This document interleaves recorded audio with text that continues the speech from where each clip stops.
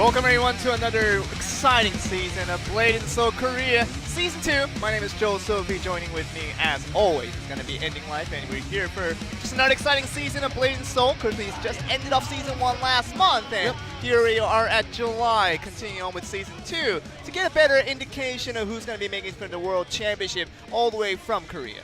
Exactly, and like Joel said, Season 1 has ended. Now we begin with Season 2. We're going to see some new players, some new faces, even some new teams as well. But today, we're going to see all the familiar teams that you guys may already know. So the new teams, the new players may come in tomorrow when we go on with the Group B.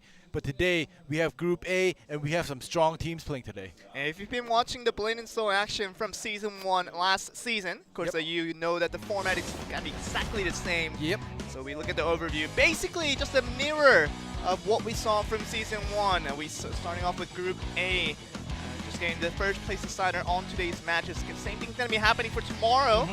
Going with Group B, then starting off with Groups A and B. Then second place decider starting from next week, and it will go on from there.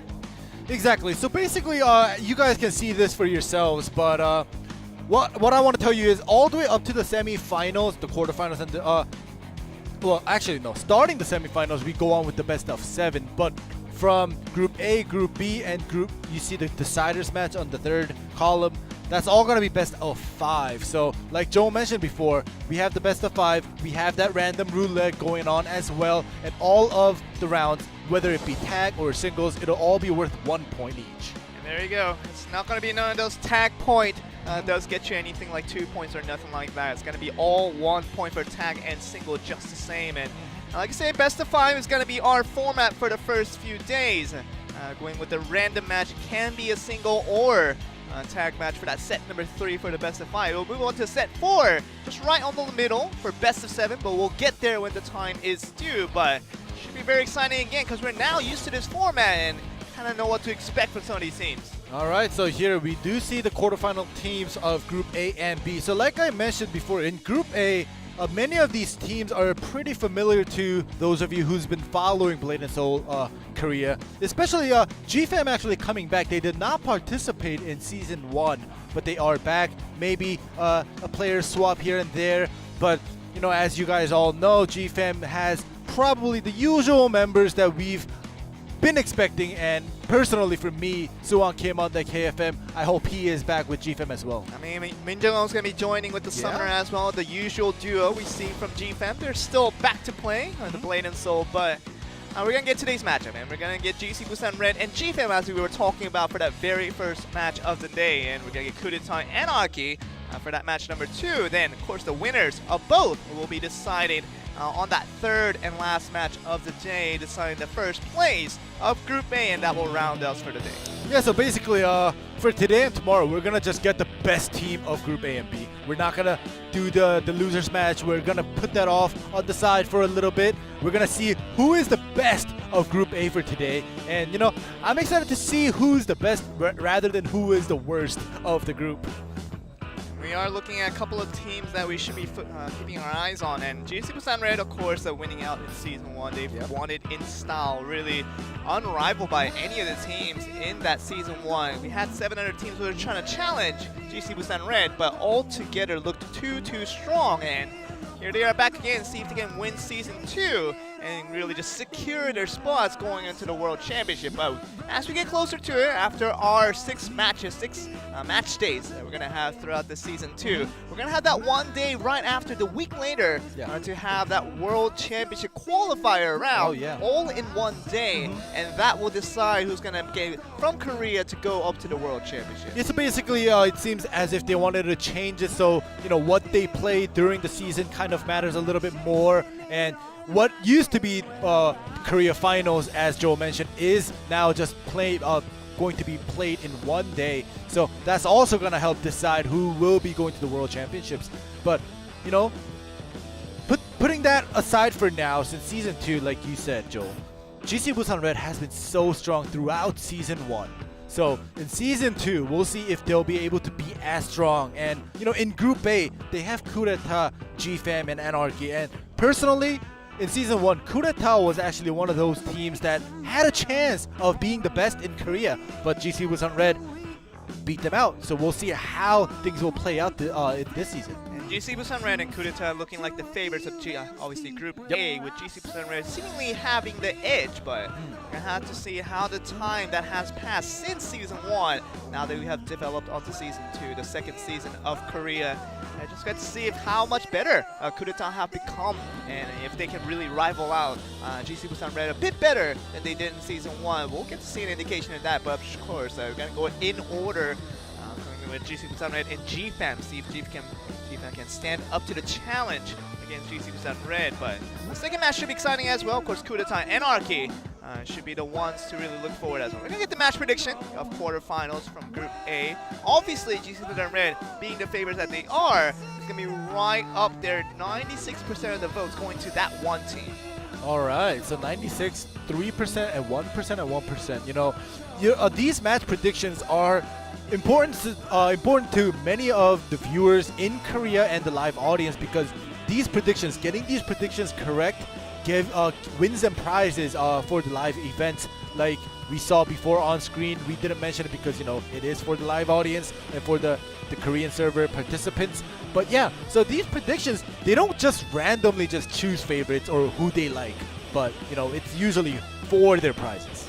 Getting a look at the teams now. GC Busan Red on the left side, now with GFAM on the right side. We get to see how the players will do. But let's get to the VCR to see what the players have to say. 코리아 시즌 1 우승 GC 부산 레드입니다.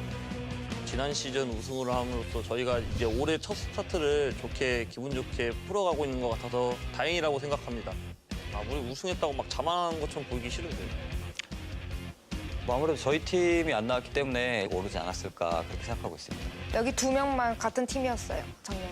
시즌 1에 참가하지 못하게 되어서 아쉬운 마음도 컸지만 우승한 레드팀을 만나서 좋아요. 일단 재밌는 게임 보여드릴 수 있을 것 같고. GFAM 팀이 강팀이라고 얘기하기도 좀 힘드네요.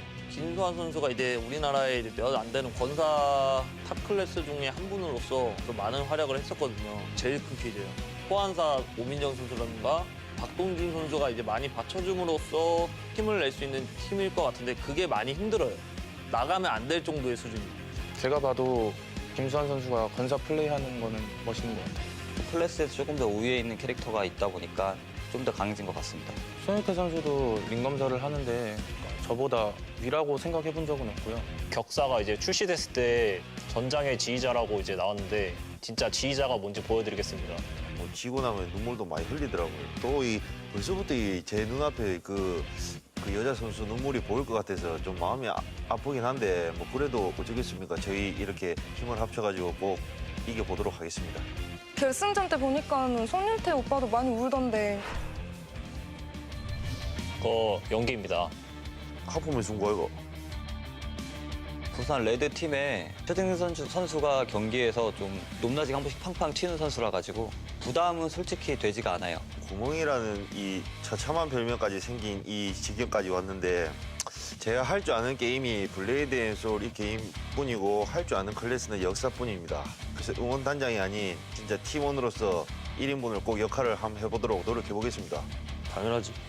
이번 경기 끝나고 오빠가 우는지 내가 우는지 한번 보자.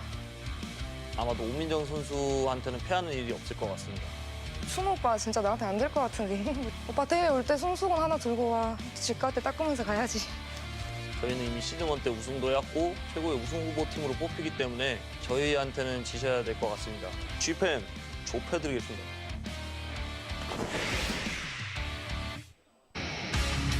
Here are the words from GFAM and also GC Busan Red in the anticipation of our very first match of the season. And get to look at GC Busan Red, obviously the champions of Season 1. And Yunta-san, he doesn't know how to lose as he has won many championships over the last 2 years.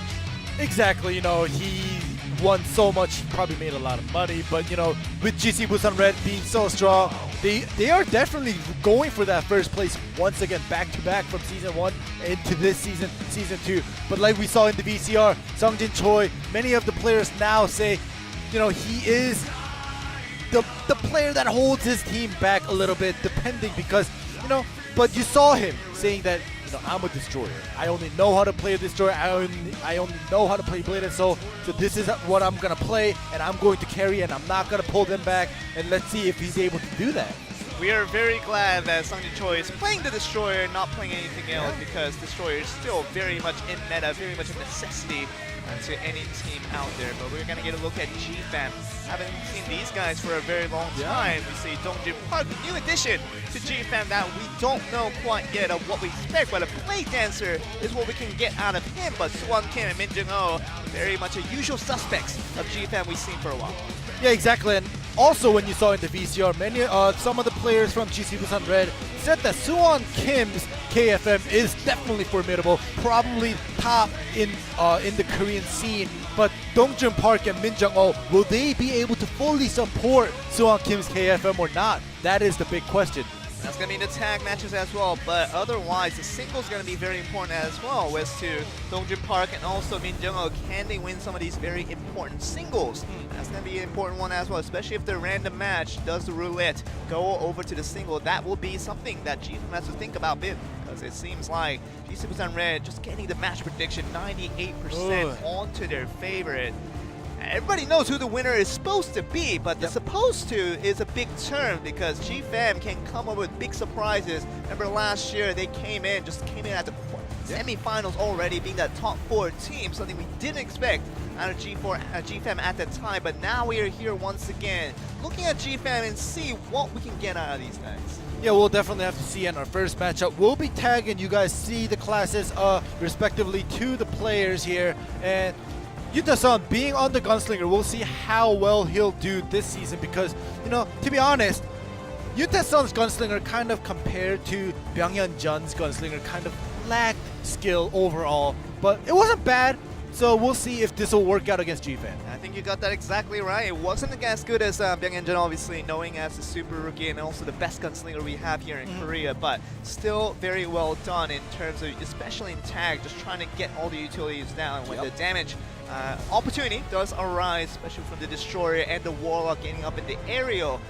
Really just the interfere comes in correctly and just puts all that damage for Yuta-san's Gunslinger. So very well done in Season 1 is the kind of the reason why they were the champions of that previous season, but see if they can continue in Season 2.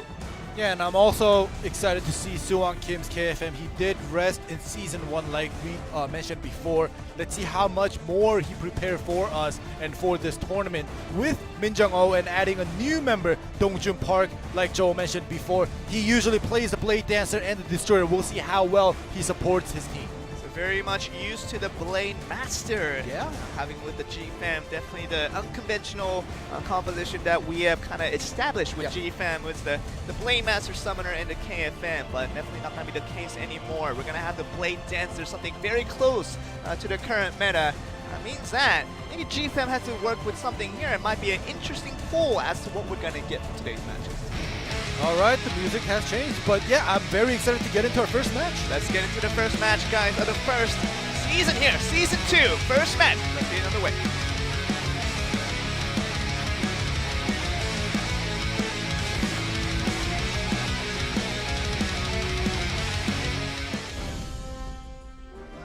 Welcome everyone to our first game of the season. We're here with GC Busan Red, defending champions of Season 1. We're going to be hearing from the challenger, GFAM, we haven't seen for a while, but already starting off strong. You see that Tab Escape had to be used. Suwon Kim off that clutch. All right, here we go. Junohan is definitely a formidable Warlock here. As always, we'll see if he'll be able to force out. There we go, a defensive interfere coming in. He's going to be the one to start off. Obviously, the Lightning Draw is going to be able to do some additional damage, but wide. It's been very much a one-sided match as GFAM already finding a little bit of trouble. You see that interfere coming from the Gunslinger, doing formidable damage onto Suwon Kim. All right, Suwon Kim definitely still staying in there, but the Tab Escape is out once again right after it comes back, and that forces him to tag out. It's going to be the way it goes, and Junohan really holding his own ground very, very well. His first match already, and Dongjin Park coming in, gonna find no answers. Taking so much damage from Junohan, just a single-handedly put out damage there, and Junohan still holding strong for now, and to get Phantom Grip for the time being. Gonna get up in the air, see what we can make out of this one. It's 2v2 interfere. All right, there we go. The reactionary. We have some aerials going on here, but Dongjun Park, this is not how you want to, make your debut into this Blade and Soul scene here. You are the new guy. You are the rookie on the team. You have to show something if you're gonna be, want to get into this team of GFAM, who's actually been doing pretty well whenever they participated in this tournament. And there we go. We got to see a pretty good lightning draw, but otherwise, have to just back out and tag back out over to Min Jung-ho. So first appearance for her, obviously, for season 2. Of course, that first time in 2018 that she makes her first appearance. So welcome back, Min Jung-ho. See if she can make something happen here. Sungjin Choi coming back to fight against the Summoner. See what the Destroyer can do. Here we go. Sungjin Choi has something to prove as well. Once known as the World Destroyer, a lot of people saying he cannot pull his weight for his team, so we'll see if he's able to do that here this time around. But this escape's gone, but the wall bang is going to be coming through, and that's going to be a lot of damage. No escape from Min Jung-ho, and that's going to be a first death, unless she can just escape out of there. Does find the tag button in time, and Soo Kim is going to be back on the field, but that was a very, very close one. That was definitely close. She was able to heal, so she will stay alive into the tag out, but look at this. Taking the brunt of the damage. Yuta-san just going very, very ham here, and that's going to be them almost looking like they're going to go out. Can he find the tag button in time? He does get back. He's not going to use attack for now, so a little bit off on that one, and Junohan finally coming back in, but Yuta-san very surprised there. Yeah, you saw him for a split second there. He was kind of talking to his teammates, and he was definitely surprised. He was like, what is going on here? We do have the original Junohan and Soo Kim out back on the field. This is the classic matchup we've seen from Junohan and Soo Kim from over the years, but look at this, Soo Kim on the losing end already. Junohan already putting out the damages. Soo Kim just might have to tag out once again. Might have to use the last tag to get out of there. Finally use the tab escape. See what he can do for this next instance. All right, there we go. The Rising Dragon connects. Forces Junohan to use his body swap here, but he does have his tab escape. There we go. Final escape used for that Warlock here. This is going to be it. Hey, you see the ultimate almost connecting through, but it's going to tag out to Sungjin Choi, so negating that altogether. Destroyer coming back to see if he can make some numbers against Soo Kim here, but Soo Kim has been holding his ground for a very long time. Yep, this is definitely expected from Soo Kim. He has both his Emit Frost and his tab escapes, so it's very good to go up against the Destroyer because he cannot grab him because that Emit Frost is going to release it. The aerial, the reactionary 2v2. So as soon as the iron plating went out, Soo Kim went for the damage there, but Junohan did come in for that interfere on the defensive end. Save out on his teammate, but Dongjun Park is going to come in up for free. Oh, actually Soo Kim had to use the attack. Yep. Attack button. Just seemingly very close to a free tag happening, but... There we go. The chase happened. Reactionary 2v2 happened once again. Look at this, and Dongjun Park spin around towards Junohan and trying to get the damage onto the familiar, but not going to connect it for the time being. But it's going to find damage on the other end. Dongjun Park has to escape and does barely do so, but Min Jung-ho gets caught on the other end, but can she just escape out of there? Does try to heal up for the time being, but you have to be very, very careful with Min Jung-ho. Yeah, Min Jung-ho does have her escape, but we'll see because she's so low that even before she uses her escape, she may just die out if a CC lands on her, but that escape has been used. Now this is going to be very, very dangerous for Min Jung-ho. Soo Kim coming in there, just trying to go in, and really nothing really coming from there so far. Min Jung-ho is still staying alive. Still trying to get them heals back and see what she can do against Junohan here. Cat definitely putting out some damage to Junohan, but he's definitely comfortable out here. He has his escape. No tags for either side. Well, actually, Min Jung-ho has one tag, but no interferes for GC Busan. No interferes for GC Busan Red because Junohan is out here with that one and only interfere point here. Min Jung-ho trying to not get caught out of that one, trying to not go into the area. That would mean the first step coming in. The leech does land, as you say, but it does not connect to an aerial. But we're going to see an aerial on the other side. But that's going to be Junohan taking all the damage. No tag points, remember. 10 seconds is what Junohan has to survive through. And Soo Kim, after putting the damage from Min Jung-ho, is going to come and try to finish Junohan. And he does get that exactly done. And Sungjin Choi is going to come back out onto the field. See what he can do against the Destroyer. Wow, all right, so Junohan is knocked out first against GFAM. The first death of Season 2 is Junohan, and we have Shin Kyung Kim out here, and Mid Frost was used. He still has his tab escape, so we'll see how he can work around with that with the triple kick landing. Okay, the Destroyer ultimate coming in. That's not going to connect for damage. That would have connected to a death there if it had connected, but Suwon Kim still has to be careful. Trying to get the Typhoons on, and that might be the end of Suwon Kim if he can't just get out of it. But Rising Dragon with the triple kick, that's going to be a very nice stun. Still going for the knocks here, and he's going to get open to the aerial. Can he go for the finish again? Sungni Choi taking a lot of damage already. There we go. The escape has been used now. Whoever lands that first CC will get the kill. There's 20 seconds until everybody gets an interfere point back, but will they be able to try to finish each other off before that? Still only 3 minutes left, means that's still a lot of time left in this one. Suwon Kim, really the MVP for today's match already. Doing so well in game number 1, but can he hold through? Still very slim on the HP as he go against Sungni Choi. Alright, there we go. He's gonna try to finish it off, but now everybody gets in for a point back. There we go. All that, but he's gonna go up in the aerial, but Sungni Choi couldn't connect on that. The offensive interference, but comes in and tries to get the damage on, but still heals through, giving Suwon Kim a little bit of HP to work with as he has 10 seconds left on field. Yeah, Sungni Choi and Yuntaesan both are very low. They can interfere in, but here we go. Kim, 3 seconds, 2 seconds, but that's not gonna be enough for him to finish off Sungni Choi. It's gonna allow Min Jung-ho to come back in. Can she finish off the second kill that would come through? But 2 seconds means that Sungni Choi is probably gonna just go out. But before she goes down, Sungni Choi is gonna go down before that 1 second tick. Had to go out. Yuntaesan's gonna be the last one standing in the field, but Suwon Kim has that one interfere, maybe onto this very slim health hit. Yuntaesan on the gunslinger, Min Jung-ho and Suwon Kim looking for the last kill here.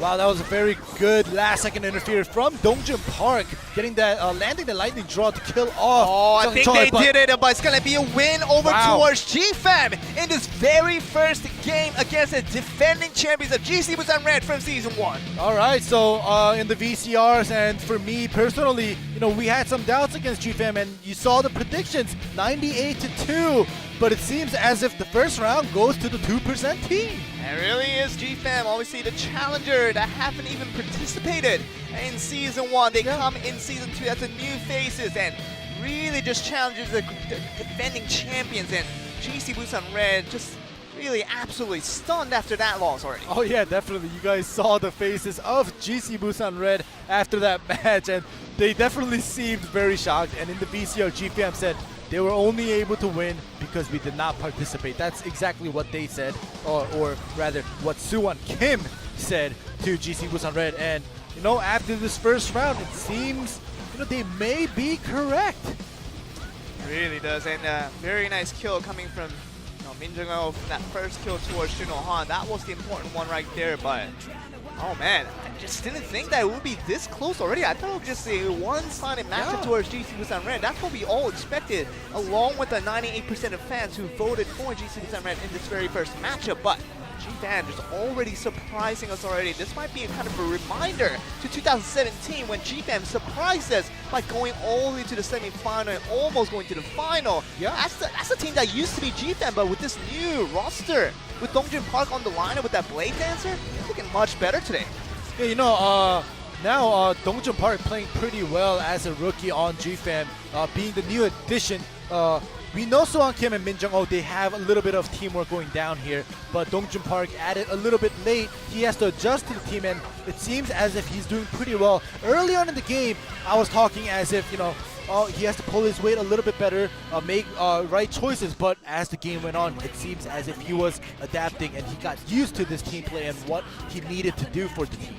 Really did it. Very nice debut coming in from Dongjun Park on that Blade Dancer. Very nicely done. And Suwon Kim and Min Jung-ho really showing they're here to play. They're not here to lose, but even if against the GC Busan Red, whatever champion that they may be, doesn't really matter for GFAM. They just want to here to win. Yeah, definitely. They're here to win. And, you know, Dongjun Park, I saw his initial on top. It's DJ Park. And, you know, I'd rather call him DJ rather than Dongjun. It's so much better for him as a player. You know, he gets to be remembered as DJ. You know what it is? Who's going to come out from the side of GFAM this round? It's going to be DJ, I should say. But Min Jung-ho, oh my goodness, this is the interview height matchup that Min Jung-ho is challenging, just calling out Juno Han. See if he can beat me. Who's going to be the one crying after this one? We're going to find out. Yeah, we'll see who sheds the first tear. Will it be Juno Han or anybody from GC Busan Red, or will it be Min Jung-ho from GFAM? Wow, I mean, if Min Jung-ho beats Juno Han in this 1v1 matchup, that's sending a really just a definite statement as to what Min Jung-ho used to be, a player that really worked really hard to win the games but couldn't ever do that. But see if she will get the 1v1 win against Juno Han from GC Busan Red. We're going to find out in its very first single matchup of the Season 2. We're going to find out who the winner is.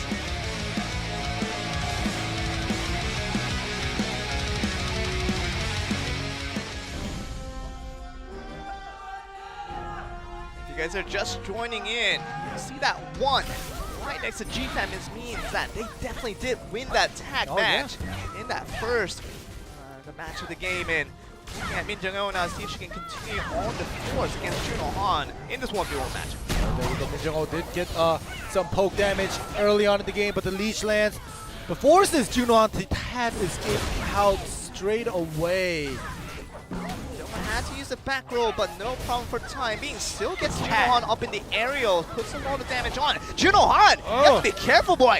He's still taking a lot of damage. The cat still bothering Juno Han left and right. And Min Jung-ho, she does get caught up, but does back roll once again out. And that's gonna be fine for the summoner, but still putting consistent damage on towards Juno Han.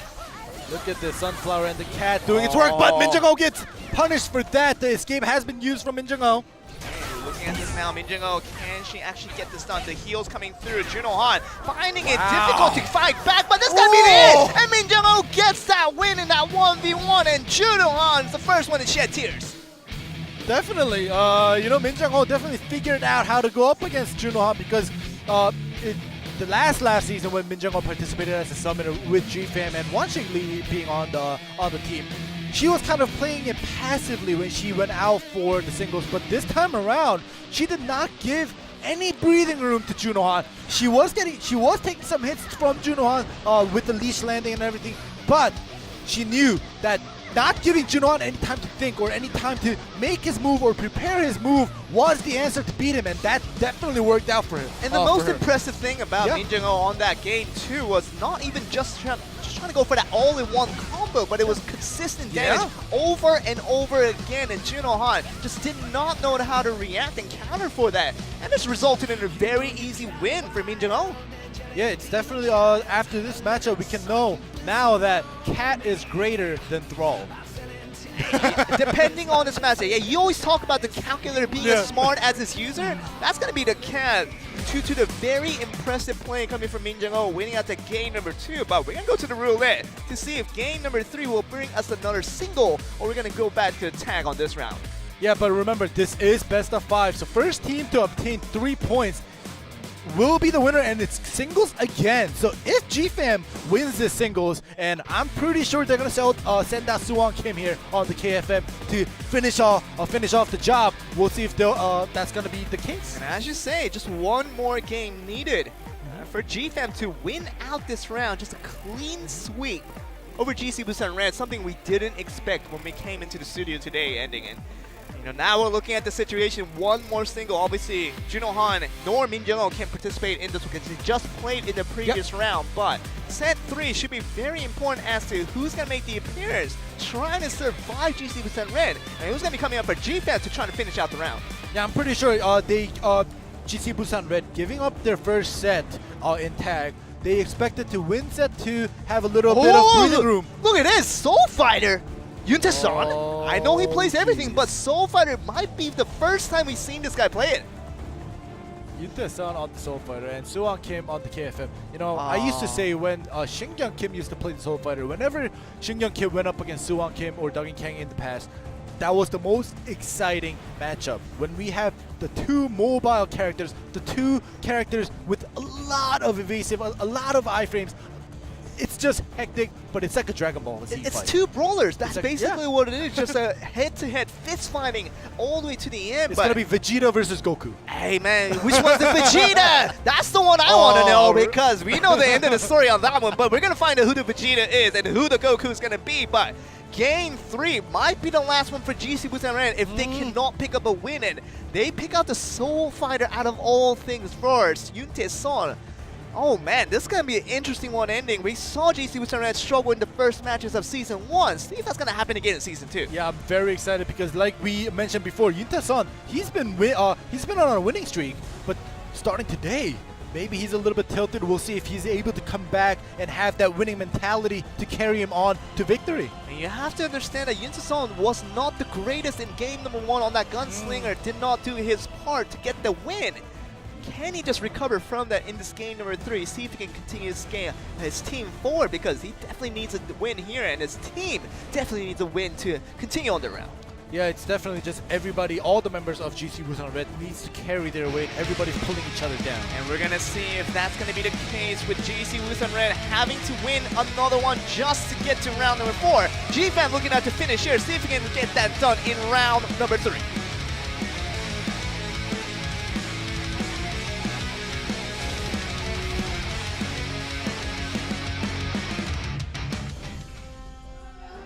Here we go, you're looking at, not Blade and Soul, but Dragon Ball Z! As we see Goku and Vegeta. I'm just kidding, guys, but you know, you guys can vote in chat, obviously, who's gonna be the Goku, who's gonna be the Vegeta. Definitely the KFM, looking like the favorite as to how G-Fan has played so far. Already, the Goku moves on the way.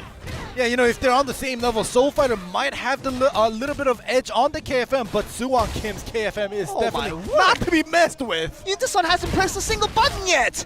Not yet. There we go. The first button used was that escape. Oh my word, that's gonna be the start for the Yunta-san so far, and oh man, yikes all over it. Suwon Kim, can he get the more just moving forward here, but so close as to getting a clean sweep off of GC Busan Red. Just a few more HP away. I'm not saying it will be, but if it does go down to the TKO, it's definitely going to KFM because Soul Fighter has so much heals, but once again, he's in the air. 7 seconds left for the escape, so this might just be it. It might be. 4 seconds left. Can he survive for the time being? Just trying to put out the max One more CPS second. as he can do it. Just get the knockdown, and does not going to get it down with the pommel, but once again, just get the tab escape down. It's going to result in a stun on the other end, and Suwon Kim finally taking the first bit of damage here, and Yunta-san trying to heal back while putting out the damage onto Suwon Kim. Tab escape has been used also for the KFM. Now they are both out of escapes. We'll see the first CC lands. The Rising Dragon countered, knocked out. Hey, Yunta-san just going for the damage here. Just gonna go for the all-in here. And no escape for Suwon Kim. And this might be the finish onto Yunta-san. And Yunta-san gets the finish from 100 to 0. And that does not take that long for the Soul Fighter. That was so close. You know, Yunta-san got his escape back right before he was knocked out. And, you know, landing that 1 CC after KFM not having an escape, you know, it's basically over for either side. Whoever landed that CC first was the winner, and Yunta-san was the winner of that fight. So the Goku was Yunta-san on the Soul Fighter. That's the resolution we get in the end ending, but yeah, look at that. This is the story of Dragon Ball Z. Just Vegeta beating down Goku as it seems like Goku's going to go down in the end. But all in one, just that one Kamehameha is just all you need to finish off Suwon Kim. And oh man, and Yunta-san with the Soul Fighter, the least expected pick out of this guy, is going to keep GC Busan Red in line. And negating that Rising Dragon from the KFM coming in, counters it with the CC, and it's just cleanly finished from Yunta-san here. And you know, what a game. Oh, jeez. It really is. Seeing that 98% of Blade and Soul players out there is going to be rooting for GC Busan Red, means that Yunta-san still keeping that pressure up and seemingly has that edge to go forward here. We're going to go to the tag match for set number 4. See if this can continue, or G-Fam just going to get another miraculous win right here and finish off the round.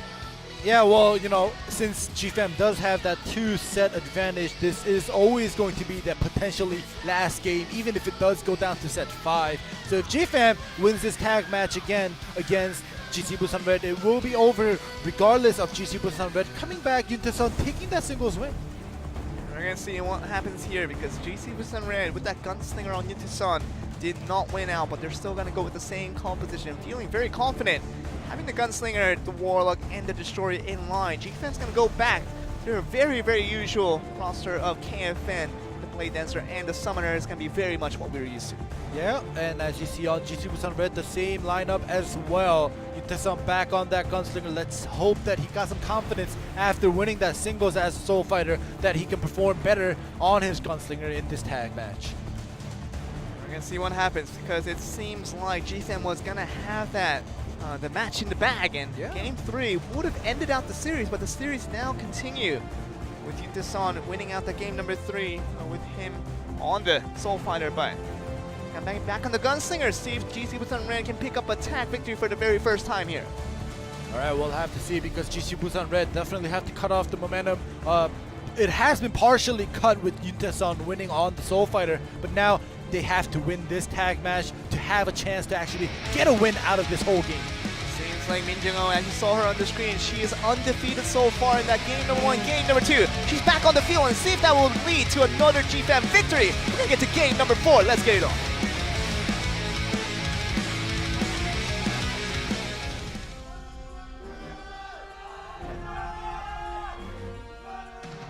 Here the cheers, mostly for GC Busan Red being the more popular team out there, also being the defending champion for Season 1. But here we are, Season 2. GFAM looking like a good challenger for GC Busan Red, at least for the first 2 rounds. This will happen in game number 4. Right, so we do have that Suwon Kim versus Juno Han matchup once again. See Juno Han already using the time escape to get out of that stun, but every stun does come through. No defensive interference so far. She's gonna go for the time distortion to get all the escape right back.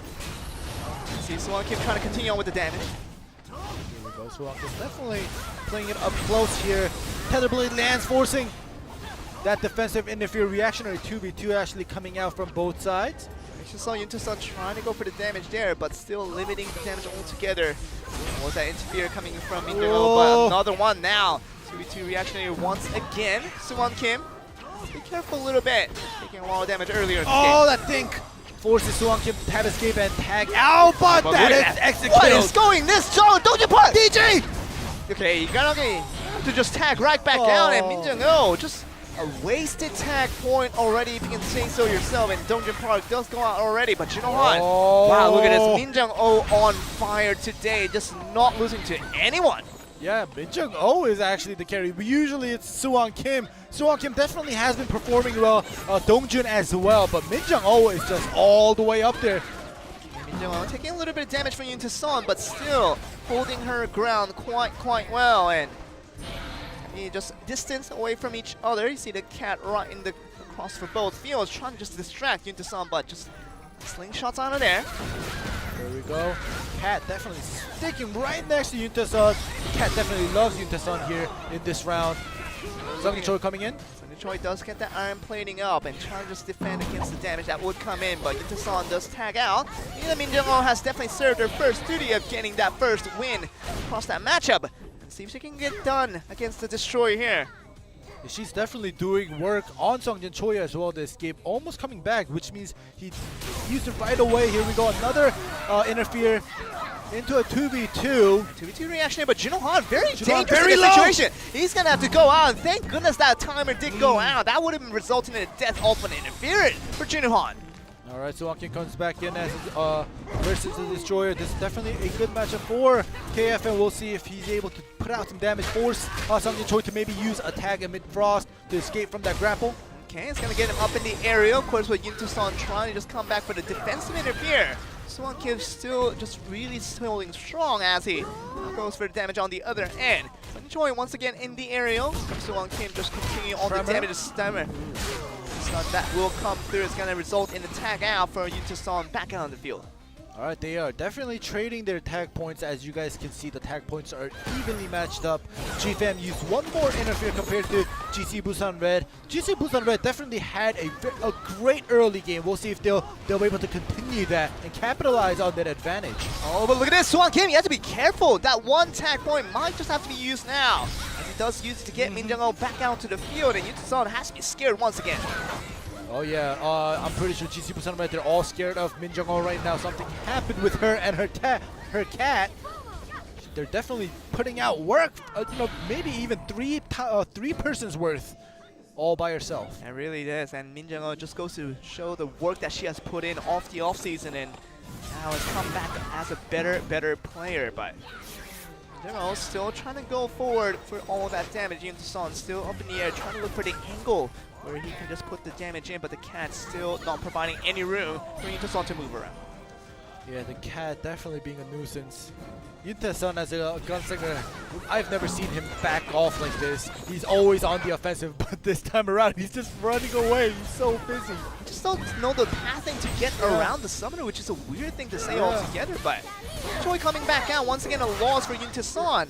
See if the Destroyer can put the damage on, but the ultimate now coming through. That will not do anything for the time being. It's going to stun up Sung Choi for the time being, but the iron plating is going to limit the damage that would come through. Min Jung-ho still trying to go for something here. The Destroyer ultimate coming through, but still not going to connect to anything for the time being. Alright, the blue buff was given. Min Jung-ho has a chance to do a lot of damage output, but Min Jung-ho taking the brunt of the damage here. No, this is a very dangerous situation. Yunta-san finally getting that opportunity to finish out. Min Jung-ho could not use that tag point in time. And Suwon Kim now looking like he's in lots of trouble with basically no escape, no tag, and no interfere from Dongjin Park. Means that he has to stay alive for the next 1 minute and 30 seconds. Yeah, that's a long time to stay alive, and GC Busan Red definitely has that advantage with the points, tag, and the interfere. We'll see if they'll be able to just cleanly finish this out and bring this to set 5. That's going to be an automatic knockout for Suwon Kim. The damage that's too real, and Jinohan just trying to finish off the team single-handedly now. Dongjin Park, obviously no help from his teammate, no tag point, nothing to do with anything. That's just survival with that Blade Dancer, but finding it very difficult now. He's just spinning. He's unable to make any offensive moves here. He's just busy running away. Sung Choi just gets in this face and finishes out the side of GFAM, and that will be once again a reverse sweep still ongoing for GC Busan Red. After losing the first 2 rounds, they win the 2 consecutive rounds thereafter, and we're gonna get to the very last set of the singles. Yeah, so the first 2 set goes to GFAM and the next 2 set goes to GC Busan Red. So the momentum shift has definitely happened. It's definitely on GC Busan Red side now. You know, it's very unfortunate that GFAM was unable to finish that off in the round 3, and you know, having been brought to round 4 and losing round 4, now GFAM, they've been on top with that 2-game winning streak, and now they're being brought down, and I know that feels bad. Definitely, this has been an endurance test for GFAM because they're winning out that game number 1 and game number 2. If they could have finished down in game number 3, that would have been the best case scenario for GFAM, upsetting the GC Busan Red altogether. But for the time being, it seems like the endurance test is being won so far by GC Busan Red, holding up to game number 4 already, winning out 2 consecutive. Now, game 5 looking like really just the overall mood has shifted over to a GC Busan Red in preparation for this game number 5. Yeah, definitely, and you know, now I can actually comfortably say this. GC Busan Red having that experience of making it all the way to the finals and being the champions of Season 1, they definitely, they are showing how strong their mentality is. You know, even if they gave up the first 2 rounds, and you know, the 3rd round was potentially the last game, and you know, if they lost 3-0, I wouldn't have said this, but them coming back now, almost having the reverse sweep, it just shows that, you know, they are the previous champions, not to be messed with. And you have to just remember how close Yunta-san was dying out in that set number 3 against KFM of Suwon Kim. You remember that? Yeah. Almost was a clean sweep altogether, but does get that comeback win at game number 3. Now when you have this tag match game number 4. We're gonna get to the last single, see who's gonna play him. I think it's gonna be Min Jung-ho. She's been looking great for the side of GFAM so far all day today, and see who's gonna be the opponent here.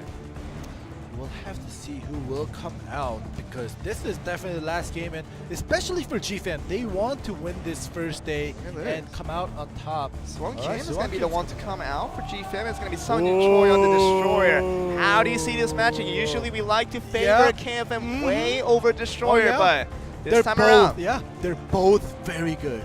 Usually, as the class, KFM definitely has that upper hand, but like I said, depending on who is piloting the character, it all depends. And look at KFM right now. Suwon Kim could not win against Yunta-san on the Soul Fighter a bit earlier in that game number 3, but his new challenger is going to be the Destroyer. For Sung Choi, the World Destroyer, if not anything. So that 1v1 will be very, very important for this guy. See if he can just make do against a very much a weak matchup for the Destroyer against KFM. See what's going to happen. Yeah, I'm very excited to see this matchup. This will decide today's first match. We're going to see who's going to be the winner out of this one. Could be either side with GC7 and GFAM for the very last game. To decide a winner for the very first round we have for Season 2. We're going to get the match very much underway.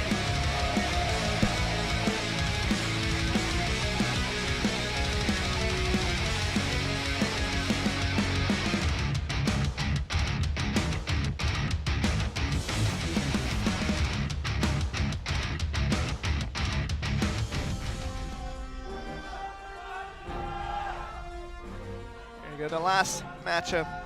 GFAM, GC Busan Red now 2-2, all even as we start this game by the last match. That will decide the winner of this very first round. Yeah, I definitely did not see this first matchup going to this set 5, but it just shows how strong GFAM has become. Yeah, it's become very strong in the first 2 games, but next 2 games right after that meant that GC Busan Red was a stronger team after day, but the stun that will come through for Suwon Kim. Now just can't get out of there. No escape out of this one, but does get barely get out of there. Side steps out. Here we go. One more chance for Suwon Kim to make a difference here. There we go. The back roll chase. Never gonna miss that. Stun that will come through. No escape. Remember, just gonna get up in the area of Sungjin Choi. Get back down. Just gonna be the second area that will come through. Still taking a lot of damage. Suwon Kim just looking to continue on with this. The stun 5 that seconds. will continue here. 4 seconds. That's all. There we he go. has to finish. Persistence. Persistence used. It gets out, and he does get his escape back as well. Hey, the stun that will come through. He does have the escape. Remember, Suwon Kim just can't get out of there. He's looking for the right timing to get out. It really is. He's gonna be just going forward here. Once again, the damage that comes through, but no stun. That's gonna be the important one to move forward with. So here we go. Suwon Kim definitely has to make a crazy play here to force out Sungjin Choi's escape, and then another CC, but it's the aerial. Will this is not enough? gonna kill. It's not gonna be the kill right away, but it's not even gonna go to a stun. But once again, I think that comes through. But Sungjin Choi with such low HP. There we go. It's gonna be No the one more to go escape for it. for That's Sungjin gonna be Choi. the last few. Just the last few hits that will do it. Suwon Kim does go up in the area, but He still gets has his a decent escape amount back. of HP. Gets it back. Gets his escape back. Okay. Suwon Kim definitely waiting for that time. Suwon Kim just gets that one right tap escape. That might do it. Just a few more hits. One more hit. One cough on more him. hit. Cough on him. One more hit from Suwon Kim. That's gonna be able to do 1 Oh, minute. the typhoon. Literally no HP from Sungjin Choi, but still looking forward to finish this game off. Suwon Kim, be careful. He's gonna be taunting himself. If he loses that, but there's gonna be the one to lose it. Sungjin Choi. Are you serious? Oh my goodness! Oh my! Oh, that was probably the closest matchup I've ever seen in the 4 years of blade&soul that I casted. Somehow I felt that coming. Wow! Oh my goodness, somehow it felt as if Sungjin Choi was not gonna die out and actually gonna win that with literally 2 HP online. Why do you say 2? I thought it was 1. It was practically invisible. That HP ball is gone. Oh jeez, that was such a close. Oh, gosh, all right, let's get on with this replay here. You know, it was very good for Suwon Kim to do this early on. You know, putting down that burst, putting out that burst damage, knowing that Sungjin Choi did not have his escape and only a persistence, so he was gonna take the brunt of the damage and save it until the end as he uses it very soon. Here we go. So he escapes here, but now Suwon Kim has to take out his escape and then another CC to finish him off. But that was, you know, unable to happen here. Oh man. So here he takes out his escape. So that was expected. And then another CC had to land. Here we go. One more CC, or what? He just couldn't do it. He just needs to breathe it on him to get that 1 HP down in the end, but Sungjin Choi, It goes down even lower than this. it does, and look at this. Sungjin Choi, look how low he is. Look how low he is. There we go, look at that! That's the HP. That's the HP he's working with. Look at that! And Suwon Kim had roughly 40% health against probably 1% health. Oh my word. This is just... I'm done. Yeah, you know, this round, it's just, I'm not going to say anything. You know, it speaks for itself. You guys see the replay. I'm definitely going to see it once again to see Oh, geez, but GC Busan Red definitely the winner. They definitely did a reverse sweep. It happened. They were down 2-0, but now they win 3-2. You know what that means, though? No matter what happens, it doesn't matter if you lose 2 games straight. If you can get every win on this board, that will be a win for GC Busan Red after they pick up the first round. We're going to go to a short break, guys, and going to return for the second matchup of the day. We're going to find out who that's going to be as we're going to get to a short break. We'll be right back for more Blade and Soul action.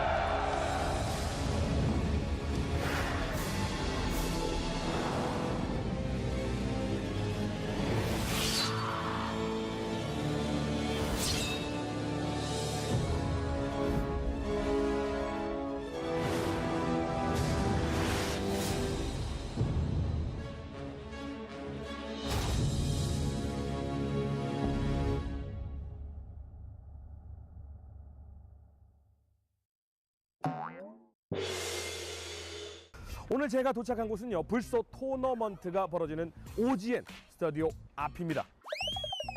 현장에서 티켓을 좀 뽑고 계시는 분들이 있거든요. 안녕하세요, 반갑습니다. 예, 안녕하세요. 어디서 올라오셨어요? 경남에서 왔습니다. 경남에서? 옥수동현 춘천에서 온, 강동구에서 온, 일산이요. 대구에서, 제주도에서 온. 제주도에서 오셨다고요? 네.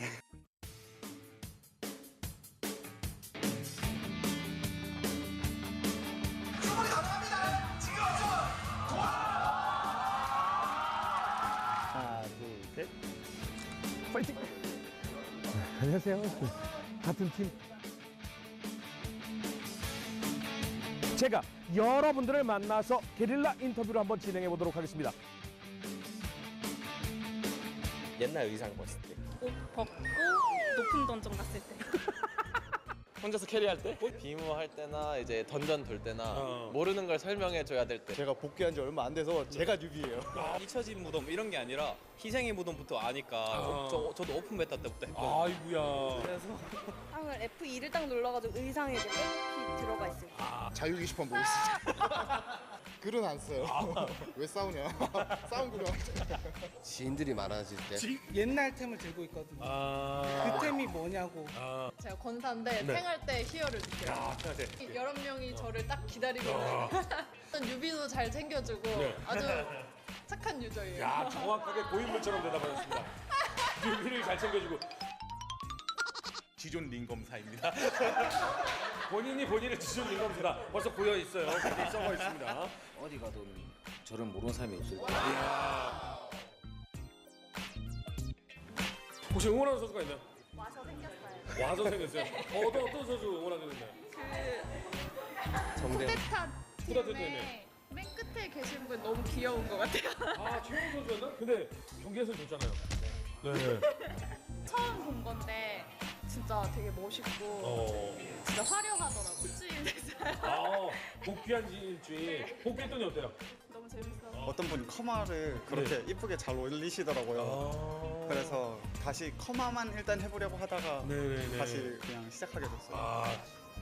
역시 눈썹 검사 한준호 선수가 많이 좋았는데 요즘은 윤정호 선수가 친구 하는 게 되게 재밌게 하시더라고요. 막 월면서 막 피치하는 걸 봤는데 진짜 얄밉게 잘하시더라고요. 그 작년에 거기 뭐지? 월드 챔피언십인가? 월드 챔피언십. 거기 갔거든요. 네네네. 거기 주는 상품이 너무 마음에 들길래. 권사 키우고 있습니다. 아, 네. 권사를 키우고 있는데 권사의 매력은 어떤 거죠? 주먹이죠. 저는 캐릭터가 이쁘고 옷 사는 맛이 있어요. 자, 응원하는 선수가 있다면? 오늘 와서 최대용 선수한테 네네. 최대웅 선수의 어떤 매력 때문에? 방금 암살로 격사 잡는 모습에 똑같은데 네. 링검사가 귀여워가지고 귀여워서 빠지게 되었습니다. 남캐하세요, 여캐하세요? 역해하죠. 네. 색 서버 숨는다고 숨었는데 문파명이 보인다면 죽여줄 때 문파원 모집하고 있어요. 전장 유저 환영.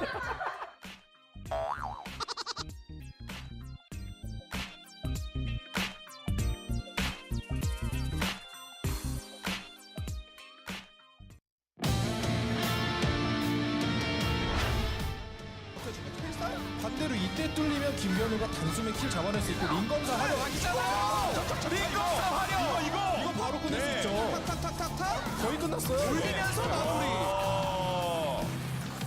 우와. 없는 거 알고 들어갑니다. 그리고 말벌 쏟아붓고요.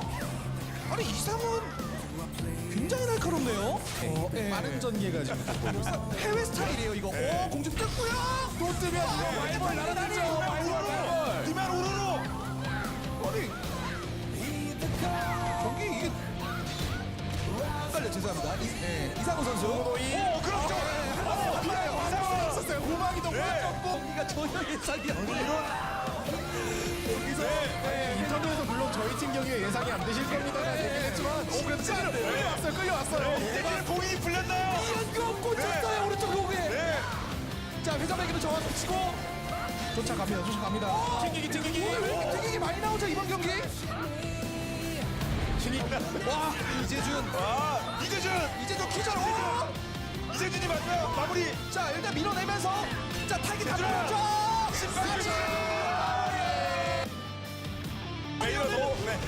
이현이도 아시니까 컷이 넘어갑니다 이거.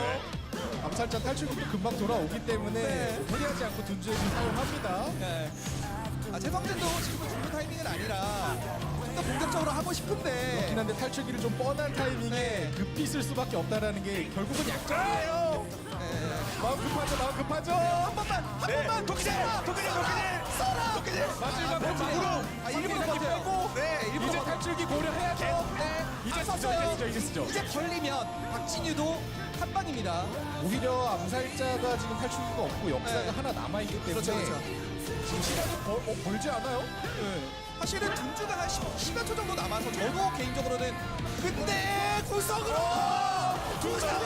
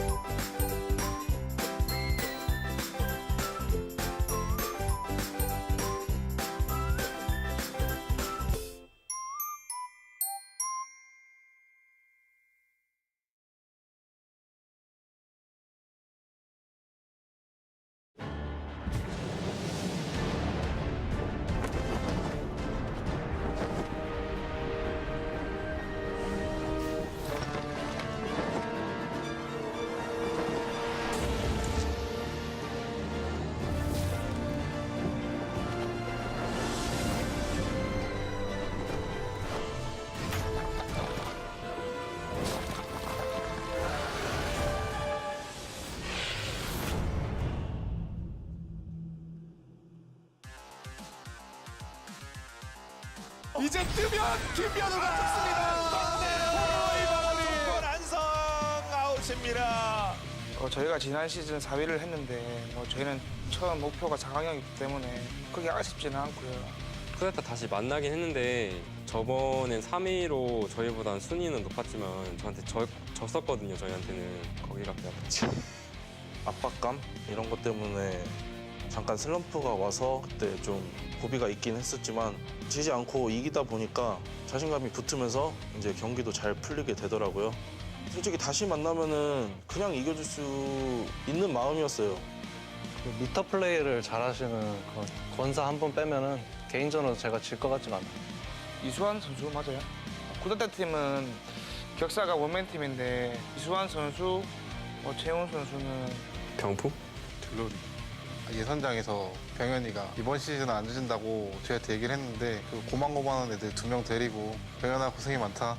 박경민 선수는 난입이나 이런 센스 플레이는 조금 떨어지는 것 같아요. 진짜 포장할 게 없어. 서로 실수할 때마다 남 탓을 많이 해가지고 화합이 잘 안 되고. 이제 링검사를 하고 있는 김변우 선수가 약간 성격이 급해가지고 구멍이 될 수 있지 않을까. 별 신경 안 써요. 저번 시즌에는 우빈이가 오더를 잘 안 듣는 것도 있었는데 아직도 한 번씩 귀 닫고 게임을 하기 때문에 자꾸 저만 갈구시는데 이 경민 형도 말 안 들을 때 가끔 있고 솔직히 같이 고쳐야 되는 부분인 건 맞는 것 같아요. 맞아요.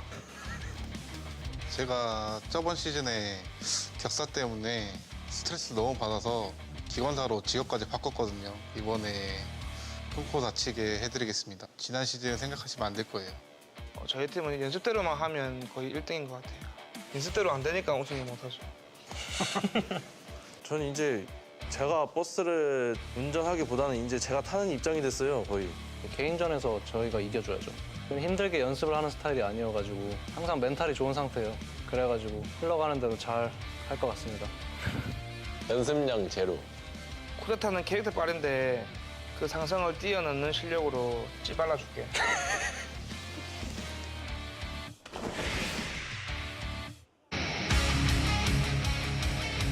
Welcome back, guys, to blade&soul Korea Season 2. After we saw the first game that came through from GC Busan and GFAM, looking like GFAM was about to take this clean sweep over the reigning champions, but GC Busan comes back on that reverse sweep to win out that one. But we're going to get to the second series now. We see Coup d'etat go up against Anarch. Yep, on screen we do see the players of Coup d'etat here. Young Che, usually known as the assassin, but usually brings out the warlock for the tag matches. We know Suwon Lee only brings out the destroyer. His execute destroyer was amazing last season. Byung-Yeon Jun, you guys all know him on that gunslinger, the famous one and only, that's #1 gunslinger in Korea.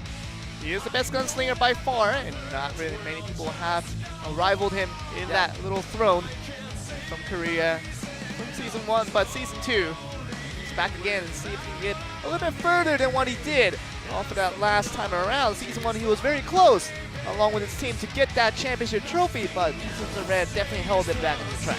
Oh yeah, they definitely did, and here we go on screen. We have Anarchy, Woo-Bin Cha, Byung-Woo Kim, and Kyungmin Park. And you guys saw in the VCR, Kyungmin Park is that KFM main also. Not as good as Suwon Kim if I had to compare, but now this season, he mentioned that he switched to the Soul Fighter, so we'll see how well he does on this Soul Fighter, because like you saw in the VCR, he got so stressed out because of that gunslinger, so now he's on that Soul Fighter. Let's see if he's able to counter that gunslinger.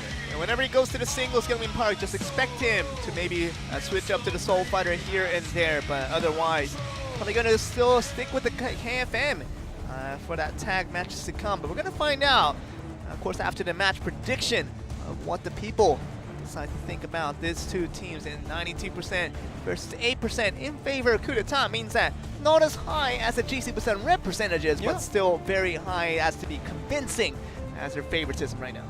Yeah, and Anarchy actually did beat Coup d'etat, the same lineup. Both of these teams, no roster changes, nothing has changed for either team. And in Season 1, Anarchy actually beat Coup d'etat in the group stages, but they just ended up losing and doing worse throughout the whole semifinals and the finals. So, you know, Anarchy was 4th place, Coup d'etat was 3rd. So in the end, Coup d'etat was one step on top of Anarchy. But like I said, in the group stages, they had the experience of beating Coup d'etat. And now we see here of the compositions of both teams. Soul Fighter for Kyungmin Park, not just for singles, but for tag, obviously. And we just might abandon KFM altogether for Kyungmin Park all throughout the season, but we'll see if this is a good decision to make, because we're still going to see basically the Warlock of Youngwon Che, obviously usually playing that in the tag matches, and kind of the destroyer of Suwon Lee and also the gunslinger for Byung-Yeon Jun.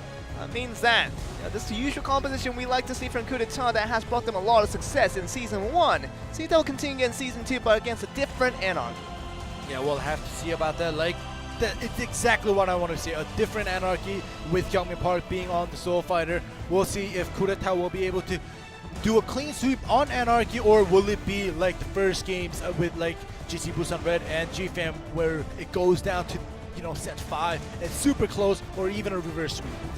And we'll see how much of a difference this makes, because changing from the KFM over to the Soul Fighter, it's going to be Kyungmin Park, but otherwise the team is left basically the same for very many years now. And here we are looking at Anarchy. Of course, they tried their best to get to the championship round, but had to just settle for that 4th place finish in Season 1. See if they can get any better in Season 2. We're going to find out from the very first match here. Yep, it seems as if the players are getting ready, and you know, Byung-Yeon Jun, let's hope that he does not choke, because in Season 1 he had moments where he was amazing, but also had moments where he, we could tell that he was choking on the battlefield and he was making a lot of mistakes back to back and ended up only going to third place when I thought Coup d'etat had a chance of getting first. You heard him talking about having a slump there, but can't really have any more slumps in Season 2 as they're looking to get better results for both teams. So Coup d'etat and Anarchy both semifinals of Season 1. See if we're going to get the very nice matchup in the first round of the match.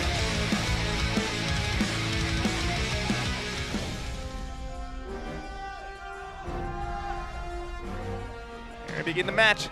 Byung-Hyun starting us off with a gunslinger, not wasting any time against Gyeongmin Park as Soul Fighter decides to use all the escapes already in this match. Yeah, same goes for Byung-Hyun. They definitely traded. Both of the Warlocks coming for the time distortion. It's basically a reset. The same trades have been made, one interfere each. Both of the time distortions are out, so they're on the same battleground. Here we go. Gyeongmin Park already using his escape once again. See Byung-Hyun back on the Flame Gunslinger, one of the unique ones in all of Korea to use the Flame Gunslinger, but Soul Fighter, Gyeongmin Park putting out lots of damage already against. John obviously had to get the destroyer in just for the defense to interfere. Oh, look at that! Oh my god, the execute! Half the damage just gone right away like that. Yep, and you just have to wait for that cooldown to come back and interfere in, and one more execute, one person is dead. I mean, Suwon Lee has just really done that execute so many times in Season 1. Oh man, here we go once again. The destroyer putting out damage is kind of something to laugh at times, but for this matchup, looking good already for Coup d'etat. Yeah, but seeing Sungjin Choi win out that close game in round 1, and seeing Suwon Lee's gosh, Moving Cha? Oh my goodness. Youngjae's out. Yep, you saw his face. He was just like, I think it's like, I just blinked once. Yeah, you're not supposed to blink in Blade and Soul, and that's what happens. Just 100 to 0 from that one aerial combo from that Warlock. Not even much help needed from his teammate. Mind you, this is tagged. It is. Oh my. Alright, well, Suwon Lee here, trying to do some work here. Okay, what are we to make out of this ending for the fact that Yeonchae is out this early in the game? Now the first 2 minutes just has been played in this match. This is very advantageous for Anarchy, taking out that Warlock early game. No more time distortions for Coup d'etat here. And no more Sanctum either. Yeah, no more Sanctum, no more anything no more supports from that Warlock, no more damage outputs with an aerial interferes from the Warlock as well. So we'll see how this will work out for Coup d'etat. You see Hyuna Kim just trying to go for the damage there, but we're gonna see the interference from Suwon Lee once again. Does survive Byung-Hyun for the time being, but the Gunslinger's still having a hard time moving around. It just gets fan and gripped right there. Definitely wants to beat out Coup d'etat. They definitely want to beat Coup d'etat as Anarchy because it was so close up. But oh my! This is bad. When Byung-Hyun is one of the first members to go out for Coup d'etat, we usually know what this means. It's supposed to be Byung-Hyun alive till the end. Yeah. That's the strategy that Coup d'etat has been going with for all the successful matches they had all throughout Season 1. And here we look at the most important Warlock from Yeonchae just dying out, 100-0 full combo. Yeah. And Byung-Hyun dying out in the first 3 minutes of this game. And this is an absolute just tragedy for the first match of the game. Yeah, and if Suwon Lee gets out here in this combo, this is going to be almost as fast as a singles match that goes down to a TKO. Well, not technically. I mean, 3 minutes just has passed, but I get your point ending. It's going to be very, very fast as we see no escape from Suwon Lee. And the Soul Fighter looking for the finish already and just seemingly giving up. It's going to be decided Coup d'etat as we finish at the round number 1 in such a one-sided manner for Anarchy taking out the victory. Yeah, this is a new look for Anarchy because I know Anarchy has always been struggling every single season, but they somehow sneak their way up into top 4 or even top 5s in every single season, but they just never make it past that. But in this day 1, they look great. Byung-hun literally has done nothing in that game number 1. I mean, coming out as the first man on that gunslinger for the start of that match. Yeah. See that? That's the first moments of the game where Byung-hun gets just aerialed and just damaged out by Youngmin Park. Obviously, they execute, doing basically all of that damage. Nothing to do with the gunslinger on that occasion. Yeah, definitely. And you know, in the VCR, they said, you know, the other two, you know, Suwon Lee and Young-Won Chae is the support of Byung-hun, but it seems like, you know, Young-Won Chae and Byung-hun is supporting Suwon Lee. Because he was the one that, Suwon Lee was the one that was left alone until the end. Yeah, but you know what it is? The strategy was, if you get the Destroyer as that main damage output, you have to have the Gunslinger and the Warlock support the Destroyer. That's not going to be equal into a winning team. Yeah, definitely not. And you know, this is not how it was supposed to go for coup d'etat. And they know it, we know it, you guys know it. And you know, let's hope that they kind of work things out for the next tag match. But in set 2, we're gonna get singles, and in set 3, we're gonna have the random roulette. But you know, whenever the tag match comes out, let's hope that coup d'etat kind of, you know, sorted out the mistakes that they have made in this round 1. Yeah, Youngmin Park switching over to the KFM front, over to the Soul Fighter. Might have been the best decision of his career. Yeah, definitely. Looking really, really good on that game number 1. I thought it was just going to be, when he said that in the interview, that he's not going to be, was opting to fight against the Gunslinger, and obviously in the singles. I thought they were just meaning for that kind of matchup, but even in tag, he's not going to just look to play the KFM any longer, and Soul Fighter has looked really, really good against Youngmin Park. Yep. Oh, we have the spinners out for battle. We have Suwon Lee's Destroyer and Byung-ho Kim's Blade Dancer. Suwon Lee has definitely looked the best from coup d'etat in that game number 1, although they did lose out in the quickest of manners. But it's going to be against the Blade Dancer Byung-ho Kim, who I see definitely did his part to contribute to the win, and has been a very successful Anarchy in that game number 1. Can they continue in game number 2, as it seems like Byung-ho Kim wants to get an extended lead. 2-0 would look very, very nice for these guys, and maybe might be too much of a pressure for a coup d'etat to fight back on game number 3. Yeah, and you know, I shouldn't doubt anyone or any team, but after seeing game 1 against with GC Busan Red and GFAM, you know, that reverse sweep coming in, I don't even know what will happen even if Byung-ho Kim wins this. Hey, but look at this, a very convincing win for Anarchy in game number 1. Can they continue that in game number 2 and get a 2-0 head start? We're going to find out in this first single of this match, coup d'etat Anarchy for singles game number 2.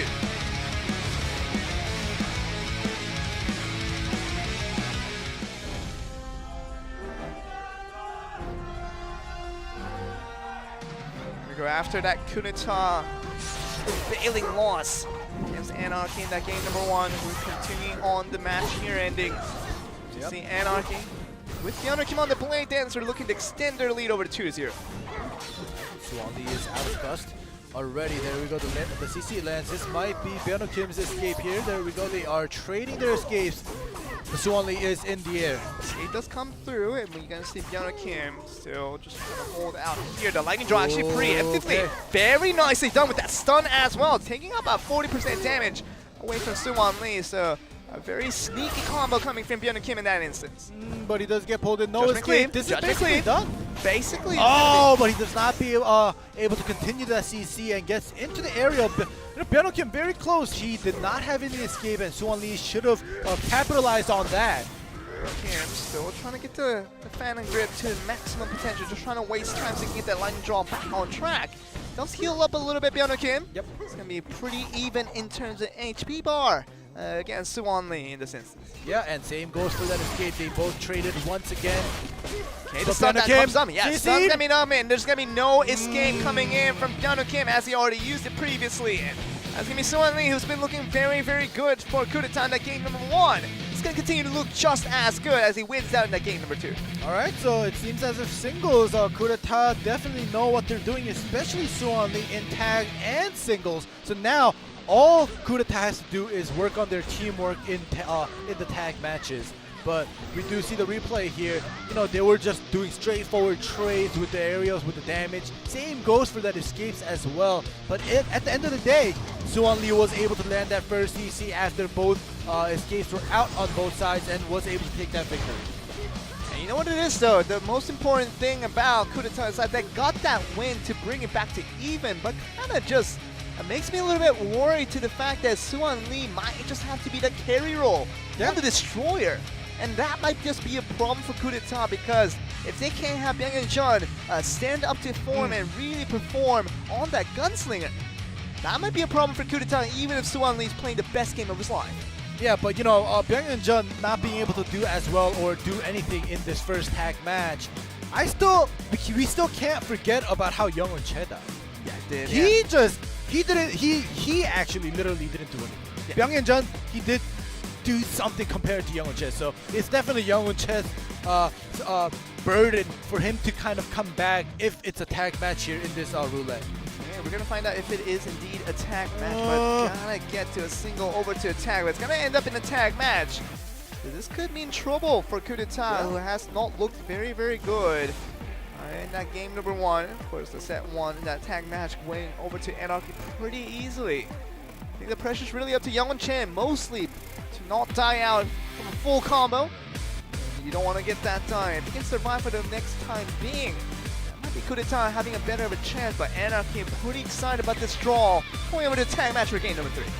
Yeah, and you know, in season 1 I mentioned this a lot, that Anarchy was the one and only team that stayed together for many years, and you know, they are definitely working out as a tag team more than a singles. So you know, it makes sense that they are happy with this tag roulette, and we'll see if they'll be able to kind of, you know, dominate Coup d'etat as they did in round 1. We'll get the matchups here and see what the classes they do pick out. Most likely kind of be the same. Yes, we're going to get the Young-Won Che back on the Warlock with the Destroyer from Suwon Lee, also with Byung-Hyun on the Gunslinger. From Anarchy, still going to be the Soul Fighter, Kyungmin Park, feeling pretty confident on that, being very successful in that game number 1. See if we can do it just the same in that third game as we have here, as the roulette just draws out to another tag match. Yeah, Kyungmin Park versus Byung-Hyun was the first matchup of round 1. We'll see if they'll keep the same matchup, because it definitely worked out for Anarchy. We'll see if Coup d'etat has made some changes, or if Byung-Hyun will come out again, but with a different different approach. You know what the problem is for Byung-Hyun and the rest of Coup d'etat is that basically they have this only one composition. Yeah. And definitely Young-Won Che is not going to go back to the Assassin on his tag composition. I mean that if this one fails, if this composition fails for the entirety of Season 2, that means they're not going to have any percentages of winning out the championship in the second season of Korean blade&soul. Yeah, exactly. You know, this composition definitely worked out in Season 1. Something happened during the short break that we had until we started Season 2. But like you said, Joel, Coup d'etat definitely has to make this composition work out for them, because this is the strongest that they'll get. This just might be the last opportunity for Coup d'etat to make a statement here. They really just handedly lost over to that game number 1, but it's going to come back. In game number 3, you're going to find out this next tag match between Coup d'etat and Anarchy.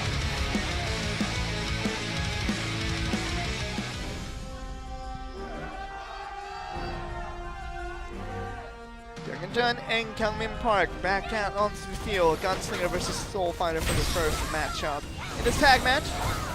All right, once again, Byung-Hyun into the area. That early interfere from Woo Bin-cha, forcing that defensive interfere from Suwon Lee as well. Byung-Hyun taking the first blood damage from Kyungmin Park. Byung-Hyun still working through it here, trying to survive for the time being. Does get knocked back. Gonna have Young-Won Che come in and use that time distortion to help out with that cooldown.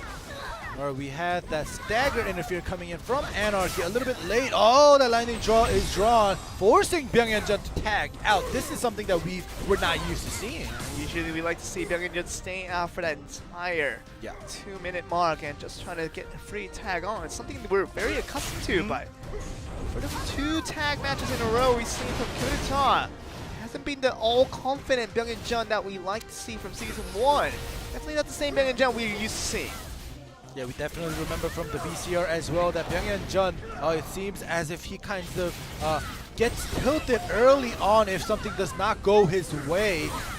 But Woo Bin-cha's throw has been killed off already, but Suwon Lee is getting punished for that. Doesn't really matter if you can kill off the throw. If you're going to take the damage on the other end, that's not a good thing for your team. But Woo Bin-cha already dying out. This is where Byung-Hyun finds his confidence and regains that momentum for his team. And Kyungmin Park trying to just fight back after losing his first member. Woo Bin-cha going out as a Warlock. This is going to be a critical hit over to Anarchy. Oh yeah, this is definitely critical. Like we saw Youngwon go out early. The Warlock, you know, whenever you have a Warlock on your team, you don't want him to go out in the first minute and 30 seconds.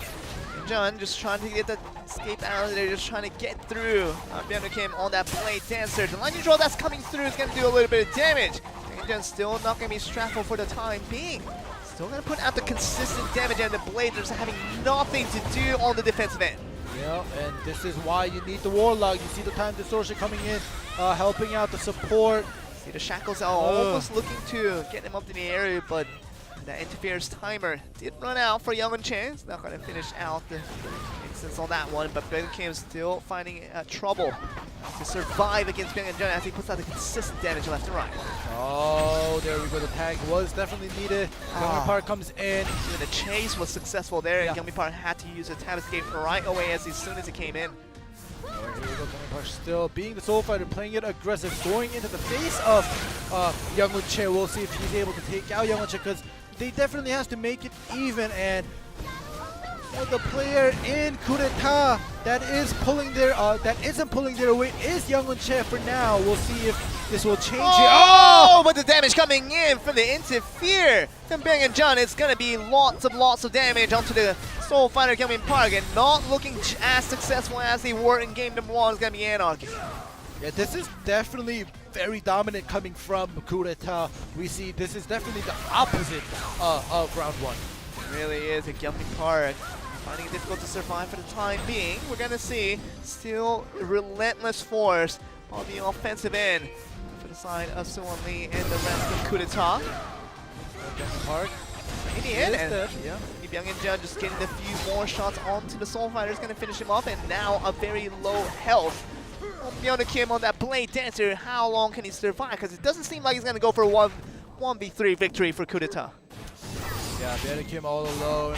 It's unlikely for that 1v3 to happen. So we'll see, because he's not giving up. He's giving everything he's got. But if they, Anarchy losing this tag match, 4th round will be singles, and it'll be another tag. It'll be another tag. Oh yeah, it'll be another tag. So okay. So that actually is a little bit better, because I was gonna say if they go straight to the singles, they have a very low chance. But like you said, Joe, set 4 will be tagged, so Anarchy, they still have a chance because their tag is definitely stronger than their singles. Is it stronger though? Because that game number 3, it's supposed to be, as you say, but supposed to be is a big conditional for Anarchy over the years. They've been sticking around for the longest of time. Maybe the longest of any team that we have here in Blade and Soul, but these trio, these 3 players have been sticking around for a very long time, but now how good they're supposed to be has always been a question, because you see that game number 1 where they're so convincingly better than the other team on that tag match, and you see this game number 3, it's not as good. It's just not good. It's not even as good. There's nothing to compare this round 3 for Anarchy, because they perform poorly, and let's hope that they get their thoughts together and they re-strategize for approaching this set 4 that will be coming up, because round 3 was definitely a disaster for Anarchy. This could be the last round for Anarchy if they cannot win in this next tag match that will come up. Are we going to get the round 1 Anarchy, or are we going to get the round 3 Anarchy? Depending on the former or the latter, definitely the fates will swing for the side of Anarchy. Yeah, they definitely have to win set 4 to stay in this, and like you said, Joe, will we see round 1 Anarchy or round 3? We'll have to get into set 4, but it seems like coup d'etat definitely, they worked some problems out after that second round happened with the winning of the singles, and the 3rd set becoming that tag. I'm pretty sure coup d'etat going into this 3rd set was kind of afraid, because they didn't do so well in round 1, but they were able to pull themselves back together and take that victory in round 3. Yeah, that's really, really important, isn't it? I mean, because coup d'etat, after they lost that first game, we thought that this would continue on to be a struggle for a team that has looked very good in Season 1, but here they come back in Game 3 looking just as convincing as they were in the previous season. Now they're back. Game number 4, another tag that could finish off the series if coup d'etat gets another win here. Alright, we'll see if coup d'etat just carries this momentum, round 2 singles win round 3 random roulette becoming a tag and winning that against Anarchy is definitely a momentum shift because now they're confident. They want a single, they want a tag. So now, you know, coup d'etat, they just have to, whatever it may be, even though set 4 is a tag, they're not afraid to go up against Anarchy in singles or tag anymore. That's what it is. We're going to see what happens when Anarchy did lose that game number 3. They lost game number 2 in that single, but more importantly, convincing losing in that tag is not going to help with their momentum in this game number 4, which would be the last match if they do lose out.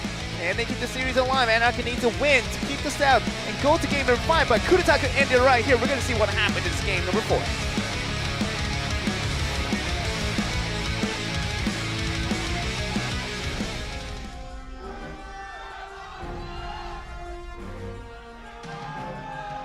Coup d'etat and Anarchy. Of course, we've seen these two teams face it off many, many times in Season 1.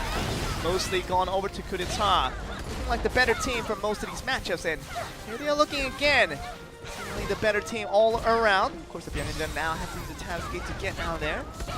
Alright, we do have the defensive interfere coming in from coup d'etat. The staggered interfere comes in from Anarchy as well, from Woobin Cha. And you know, this has always been a deja vu. Gyeongmin Park always has that upper hand against Byung when they first face off in the beginning of the tag, but you know, in round 3 that has changed, and in round 4 it seems like it's going to continue. You know, Byung taking a little bit of damage, doing tons more damage to Gyeongmin Park here. Yeah, definitely winning out that damage trade with that Flame Gunslinger, as we know, being the favorite. Byung on that Gunslinger, looking like the best Gunslinger still in Korea. Still just wavering back and forth, and just trying to find the angle to put the damage on towards Gyeongmin Park. It's going to find enough to force out a tag, and Byung-jun's coming back out. As soon as he comes in, going to go for that double aerial. We're still looking at this. The lightning draw that won't come out. The iron plating is there for Byung-jun. Well, this time around, Gyeongmin Park taking the brunt of the damage. He is a soul fighter, so it's okay. He can chi burst his way to full health. So it's not a problem as long as Woobin Cha on Anarchy and Youngwon Che on coup d'etat. The two warlocks don't die out in the first minute or two. And this is looking out to Byung-jun that we're used to, getting the free tag out in 10 seconds while forcing a tag away from his opponent. Saw that from Gyeongmin Park already. 5 more seconds, and still going to put in the maximum DPS before he does get out. Lots of distance. Not going to be able to get chased up, but the chase does happen. And very impressive from Byung-jun from such a long range. Yeah, Youngwon Che out of his escape here in the Sanctum, but still going to take some damage. Literally had to use a body swap everything just to get out. And Youngwon Che has literally no escape. Alright, the time distortion. The maximum value there, trying to get that tab escape right back. Yep, we do have the Warlock Mirror here. As we know, we're going to see just coil after coil, but we do have that interfere coming in to kind of disrupt this mirror match. The problem for game number 1 and game number 3 has been all about which Warlock dies out first, and we definitely saw the first Warlock that dies out. It's going to be his team dying off as well altogether. Yep, Suwami coming in to burst out Woobin Cha's draw. We do see Youngwon Che going in, but the area coming in! The chase coming in beautifully for Woobin Cha. Reads that perfectly, and Suwon Lee taking most of his HP out of there. Gyeongmin Park has just come in. Doesn't get chased right away. It's not going to force any type of tab escapes, but Park still under a bit of pressure. Suwon Lee has to be careful with that little bit of HP he has.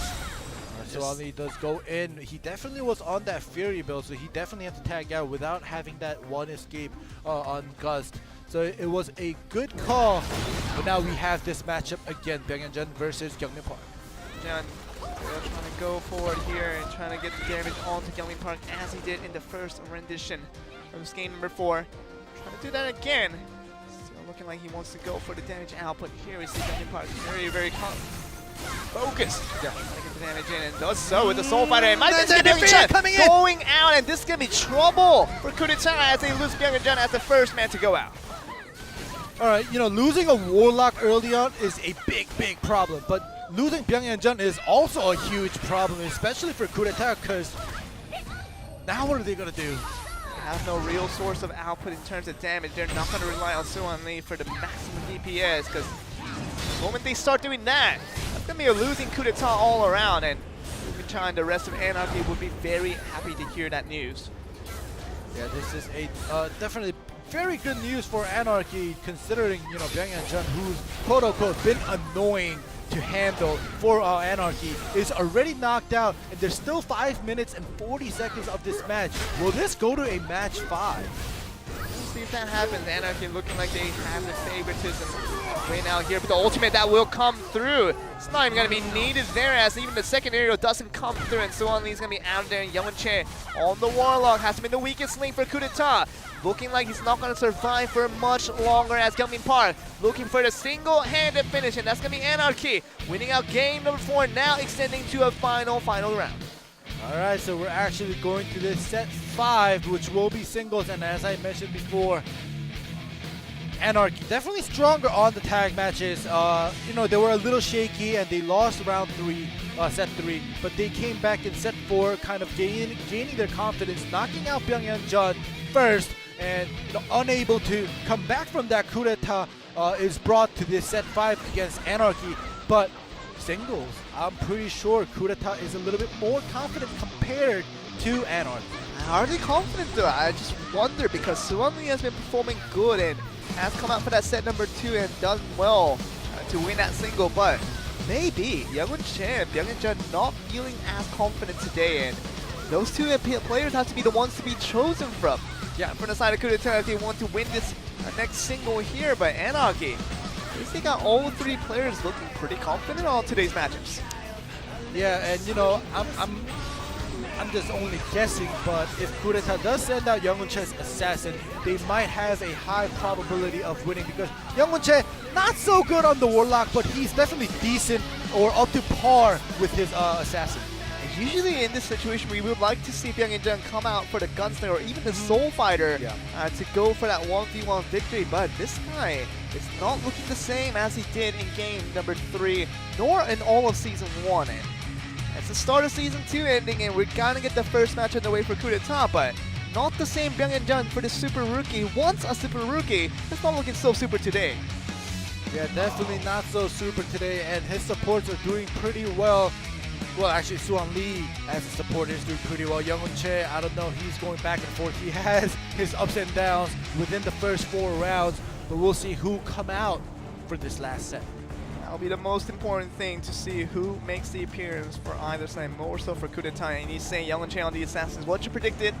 Looking more confident, obviously, than his Warlock. You can see his opponent's going to be Anarchy, still taking some time to make their decision. It's going to be Kyungmin Park on the Soul Fighter. So he's talking about in the interview bringing out the Soul Fighter, ditching the KFM altogether. That's still going to apply for the singles. All right, this is going to be an interesting match. Like I mentioned, Young-Che bringing out his assassin. He's definitely hasn't been doing well on the Warlock. He wants to redeem himself, say, you know, this assassin is actually my main. I'll show you guys that, you know, I'm not only being the weakest link because, you know, I had to swap over to the Warlock, but my assassin, I'm definitely not the weakest link. We'll see how he does against Kyungmin Park's swapped class on the Soul Fighter. Yeah, Kyungmin Park has looked good on that switch class over to the Soul Fighter, much better than he did on KFM. And been playing the KFM for a long time, but logically it's basically the similar class when you the theories all fit together. But you know, no more time for talk about that, because we're going to get coup d'etat Anarchy to get this last singles underway to decide the winner out of this series. Let's see who makes the winner's bracket, coup d'etat and Anarchy, for this very last round.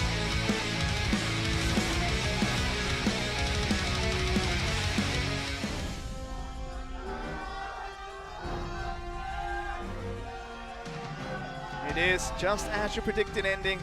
Young-Che on the Assassin, and now Kyungmin Park on the newly revisioned Soul Fighter. See what we're gonna get out of here. All right. It's great that Young-Che was able to put down that load of escape to save his stealth. Here we go. Finally, he has to make his move. The back roll. The chase does not happen, but the Shadow Slash. Young-Che takes that advantage. See the advantage being taken on both sides, but Kyungmin Park still has that tab escape to work with. Jay just trying to slip around, trying to get the damage potential where he can, but does get caught out and has to use his escape. Stealth is going to be out.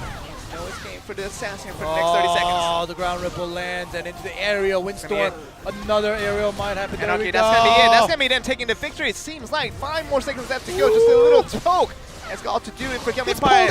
And that's going to be the last of it in Anarchy. They don't get reverse swept this time around as we see them picking up this last round and eventually the victory over coup d'etat. A bit of an upset, but we can understand definitely how it'll happen. Yeah, the 8% team actually comes out on top this time around. Not like the first round as we saw GFAM very close to coming out even though they were the 2% team. But this time around, Anarchy with that 8%, they did not lose confidence and they played hard till the end. And Kyungmin Park on the Soul Fighter, definitely a great change for the team. And that just might get Anarchy a little bit higher in the standing just because of that one change. And Kyungmin Park serves his role in the singles and also the tag. It's the first rounder to go up, and I mean, we gotta talk about the other end ending. Youngwon Che, very, very disappointing in the way he played, not just on the Warlock, but even his main on the Assassin end.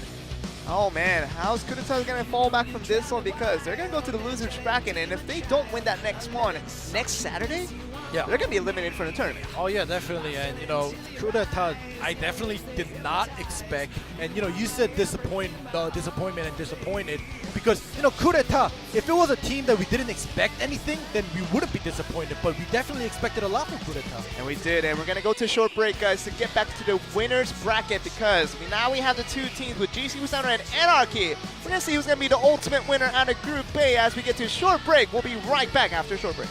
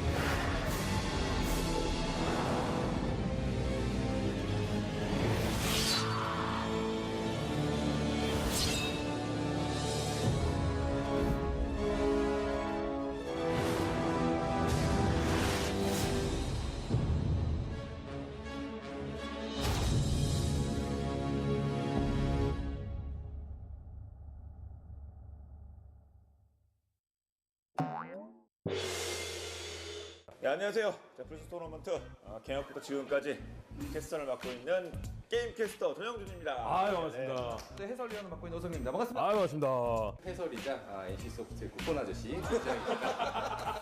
쿠폰 아저씨가 제일 중요하죠. 제일 중요해요.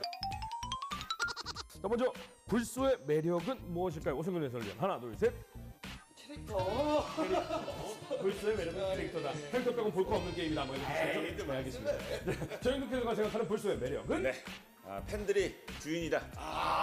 팬들이 사랑하는 게임. 좋습니다. 팬이 없었으면 이렇게 오랫동안 사랑받을 수가 없죠. 그렇죠. 벌써 닫았죠. 뭐. 그럼 벌써 닫았죠. 이게 중간에 왔는데요. 이게 필요 없어요. 팬들의 사랑을 계속 우리가 붙잡고 있으니까 네가 들어온 거야. 아직 됩니까? 오성균 선수 같은 경우는 그냥 그 사랑에 묻어가고 있어요. 그렇죠. 묻어가고 있는. 아직도 그렇게 크게 필요하진 않습니다. 그렇습니다.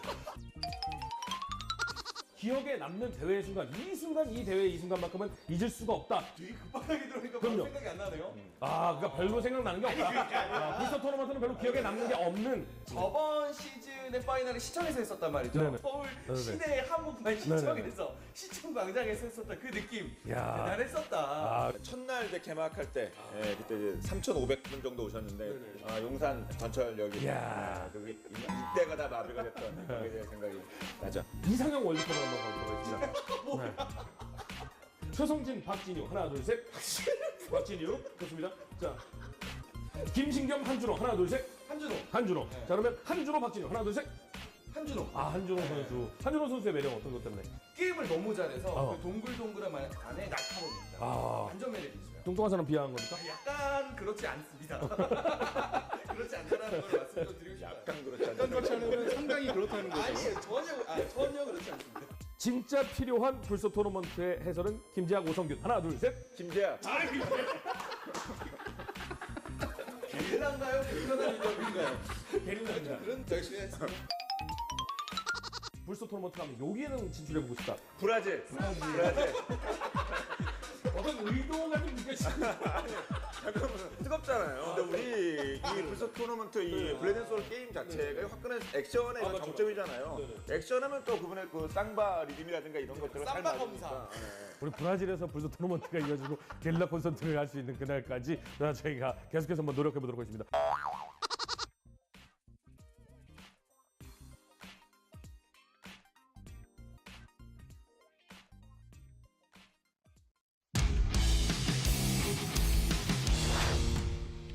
탈출기까지 무난하게 버텼어요. 땡겨와요. 탈출기 따다. 탈출기 써라 이거죠. 네. 자 썼죠. 밀어내고 가는 타이밍마다 계속 밀어냅니다. 자 따. 와. 나라. 지원이 쫓아가요. 오늘 뭐죠? 네. 또 기절. 탈출기 써도 돼요. 되고요. 아니 중주가 뽑혔는데 탈출기 다 뽑았어요. 네. 또 소년태 이득. 탈출기 사용하면 콤보를 내줄 상황이 안 나와요. 아주 좋았어요. 아주 좋았어요. 아! 근데 갈리면 안 됩니다. 네네네네. 마지막 기회가 찾아왔습니다. 최대영에게도 마지막 기회. 네. 나무님 날리기. 딱히 10초 안에. 10초 안에 뭔가 하고 싶어요. 등대죠. 안 들어가요. 야 이걸 노리. 손유태. 이제 불만 돌아왔어. 와 손유태. 미쳤어요 오늘. 조금 있으면 발고르기도 들어오고 불굴도 있고 이거 못 들어요. 못 들어요. 이거 우주방어예요. 못 들어요. 자 이게 슬. 바닥 이야. 바닥 깔고. 무조 던지고. 이야. 손유태. 미쳤어요 진짜 오늘. 시간이고부터 공격이 들어가야 되거든요. 네. 들어갔어요. 봐야 돼요. 시간 충분하거든요. 얼마나? 자, 5초. 최소 80% 이상 뺄 수 있을 것 같은데요. 2초. 1초. 자, 거리. 우와! 손유태 거리. 지금은 순간적으로 거리를 뒤쪽으로 빠져주면서 오히려 그 다음에 드리블까지 생각했었던 손유태의 노련함이었었고요. 인터플레이라고 하죠. 네. 공격할 것처럼 근처에서 얼쩡얼쩡거리면 탈출기 쓰기도 안 쓰기도 애매해요. 이러면 둔주 꼽을 거예요. 둔주 꼽았죠? 꼽고나 들어갑니다. 마무리. 시간 가능하죠? 버틸 수 있나요? 우와! 지금 이번 세트는 200% 장명결 들어가면 최대용 아웃. 네. 그래서 최대영의 선택이 뭘지 되게 잡았어요. 이걸 계속 맞고 있어요. 자, 이제 심리전입니다. 네. 김현기 입장에서도 물론 불리하긴 하지만 도체. 김시영 나오자마자 또 맞고요. 네. 기절. 마령 없이 치환 교체. 이건 하나 뽑아낸 거죠. 최성진은 지금 바닥에 내려가서 마령 정리해버리고 솔직히 들어가서 분노 그냥 썼어요. 네네네. 분노 쓰고 나서 그냥 이것만 갈아버리면 돌아. 본체만 노리면 돼요. 본체 돌아요. 갈아버리면 김현기밖에 안 나오지만 하는 거는 너무 힘듭니다. 김현기 선수에게는 많은 기대하기 어려워요. 손유태 내력 장마. 네. 저기 돌려놓고 그냥 바닥 깔고 편하게 플레이 가능하고요. 마무리. 실시 부산 레드. 자. 여러분.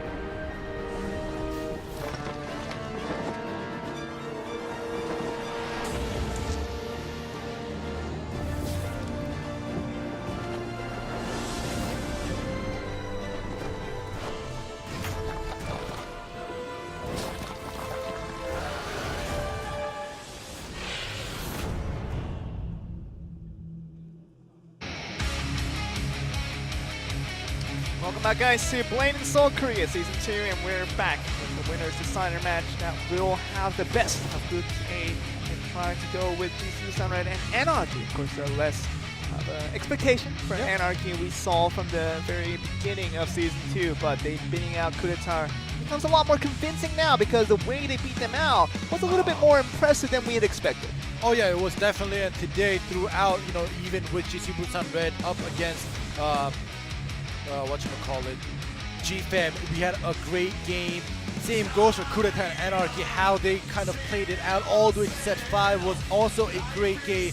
But like you said, Joel, very unexpected because in the beginning of the day, it was probably not only us or not only the viewers, but the fans as well. GC Busan Red had that upper hand in that prediction. Same goes for Coup d'etat as well. But GC Busan Red was the only team that kind of came up here in the winners to the winners bracket with the reverse sweep. But Anarchy only having that 8% coming up to this, you know, winners bracket. We'll see how they do against GC Busan Red, such a strong team. And that 8% went to Anarchy that had KFM for the side of Anarchy, and for Gyeongmin Park, he's not going to be playing the KFM no longer. He's going to be going just with the Soul Fighter. And how does that change up the matchup? Because if it seems like Gyeongmin Park with the Soul Fighter now makes Anarchy a completely different team, and saw them really handily beating out Coup d'etat, and it seems like the numbers are definitely there, but it seems like GC Busan Red definitely do not clinch. They don't clinch, just basically a win for themselves, and Anarchy might just be able to challenge them for a bit here. You will have to see, because like you said, Gyeongmin Park changing from a KFM to a Soul Fighter definitely made Anarchy into a new team. They've been with the same composition for a very long time, so many of the players, many of the teams, they were used to facing off Anarchy because they've just stayed with the same compositions year after year. But now with that the Soul Fighter change, we'll see if GC Busan Red could deal with Anarchy, because it seems as if Anarchy definitely upgraded a couple levels. Dasan still on that Gunslinger. It's going to be joined in by Junohan on the Warlock, and Sunny Choi on the Destroyer. Anarchy having that Soul Fighter on Gyeongmin Park has brought them a lot of success, especially against Coup d'etat in that previous matchup. But here they are back again. Not much break time for them as they just delve in to another series. And GC Busan Red, of course, a strong opposition for them, but I just don't think it's an impossible thing anymore. Where Anarchy, looking like a lot stronger team now, might just have a decent chance to beat out GC Busan Red. Yeah, Coup d'etat being one of the stronger teams in Korea, or rather in Group A.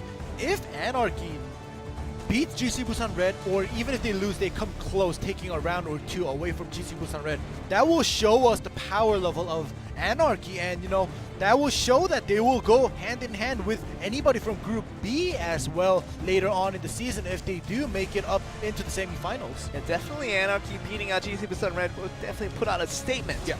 Towards the rest of the competition for Season 2, and still have 4 more teams waiting in that Group B lineup. By Anarchy wants to make a statement now. Can they do it against GC Busan Red? We're going to find out this very first game of this series, the first tag match between GC Busan Red and Anarchy. See who's going to pick up the first victory and going to get to a 1-0 lead. We're going to find out in this next match.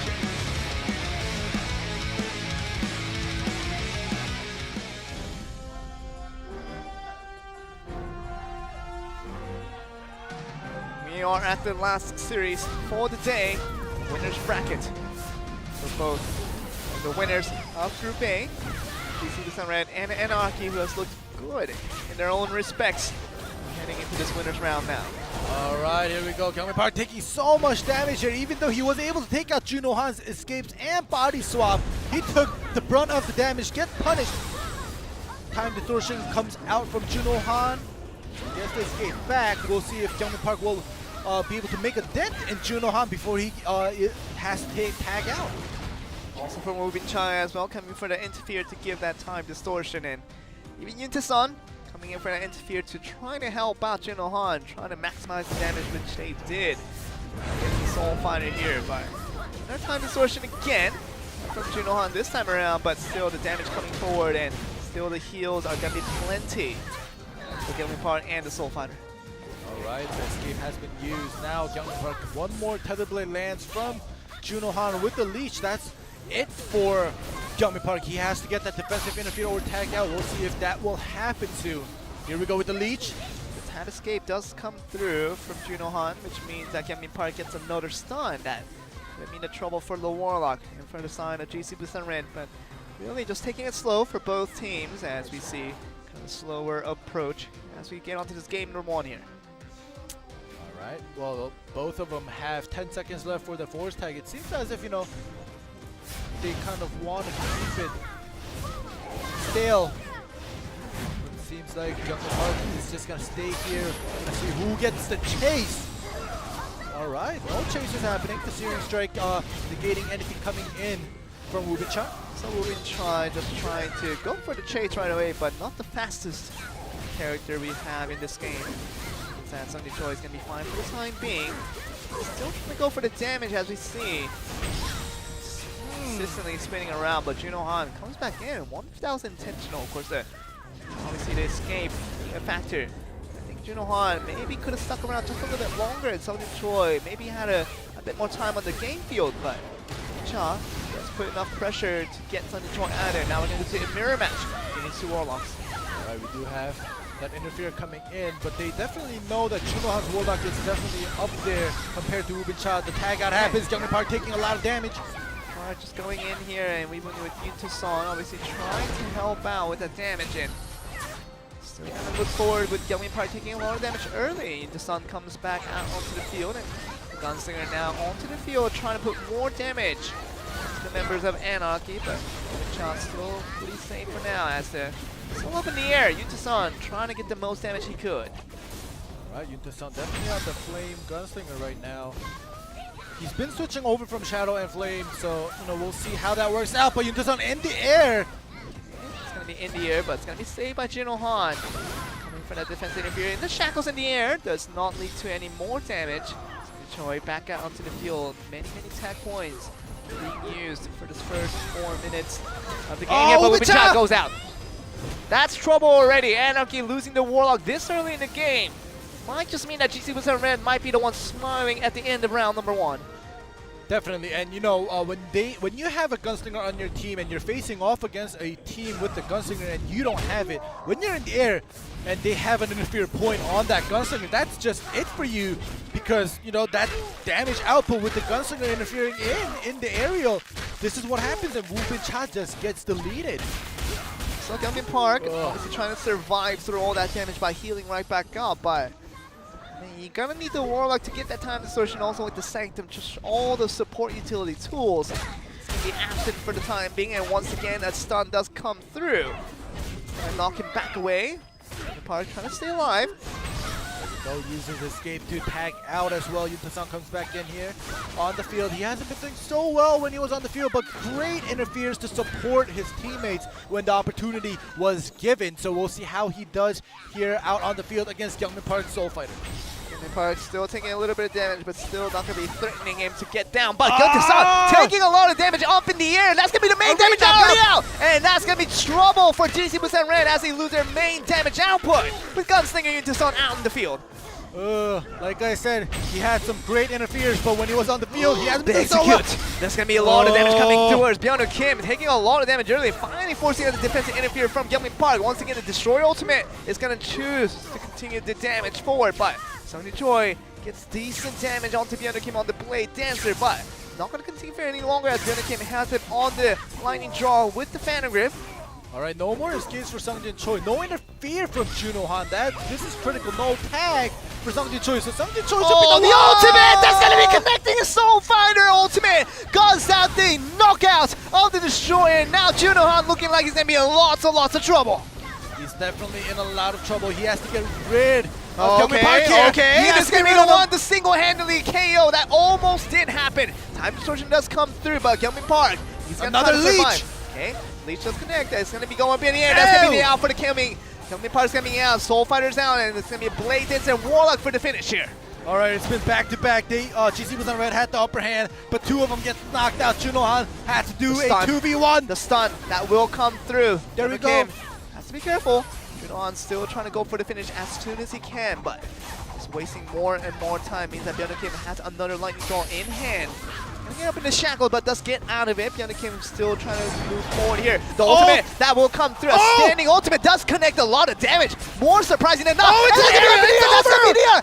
second aerial not even needed as we see Anarchy upsetting GC Busan Red, kinda as we expected, looking like a stronger team with that Soul Fighter, and they do get that first game victory. You know, Anarchy becoming a stronger team.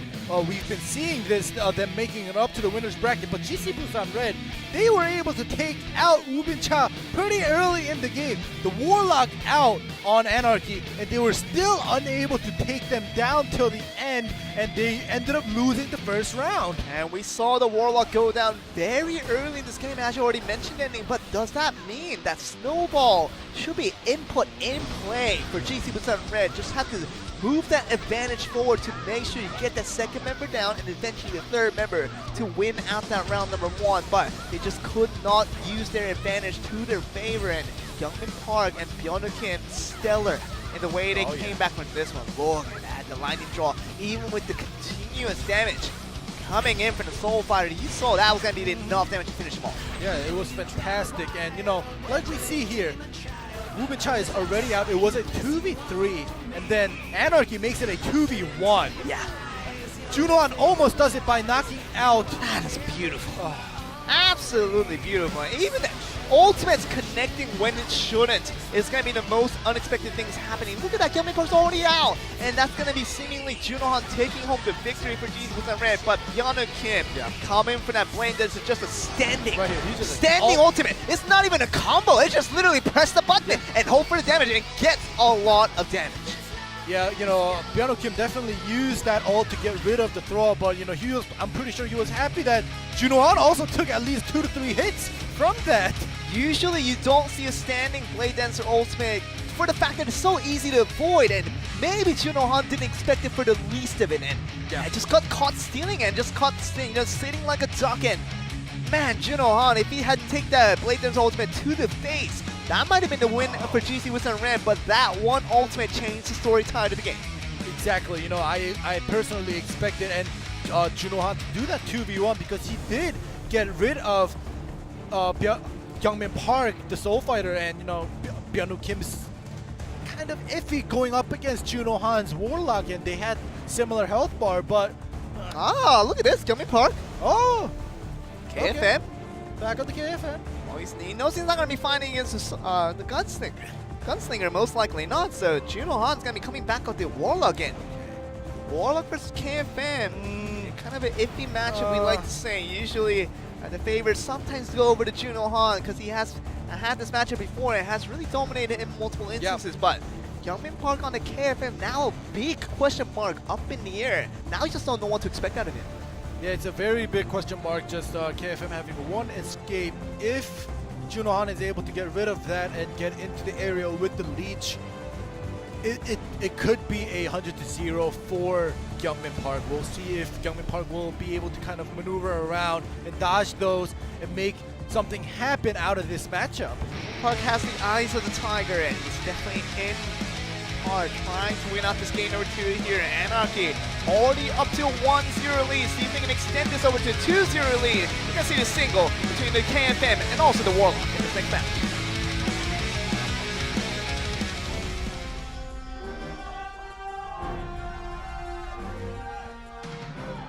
Here we begin.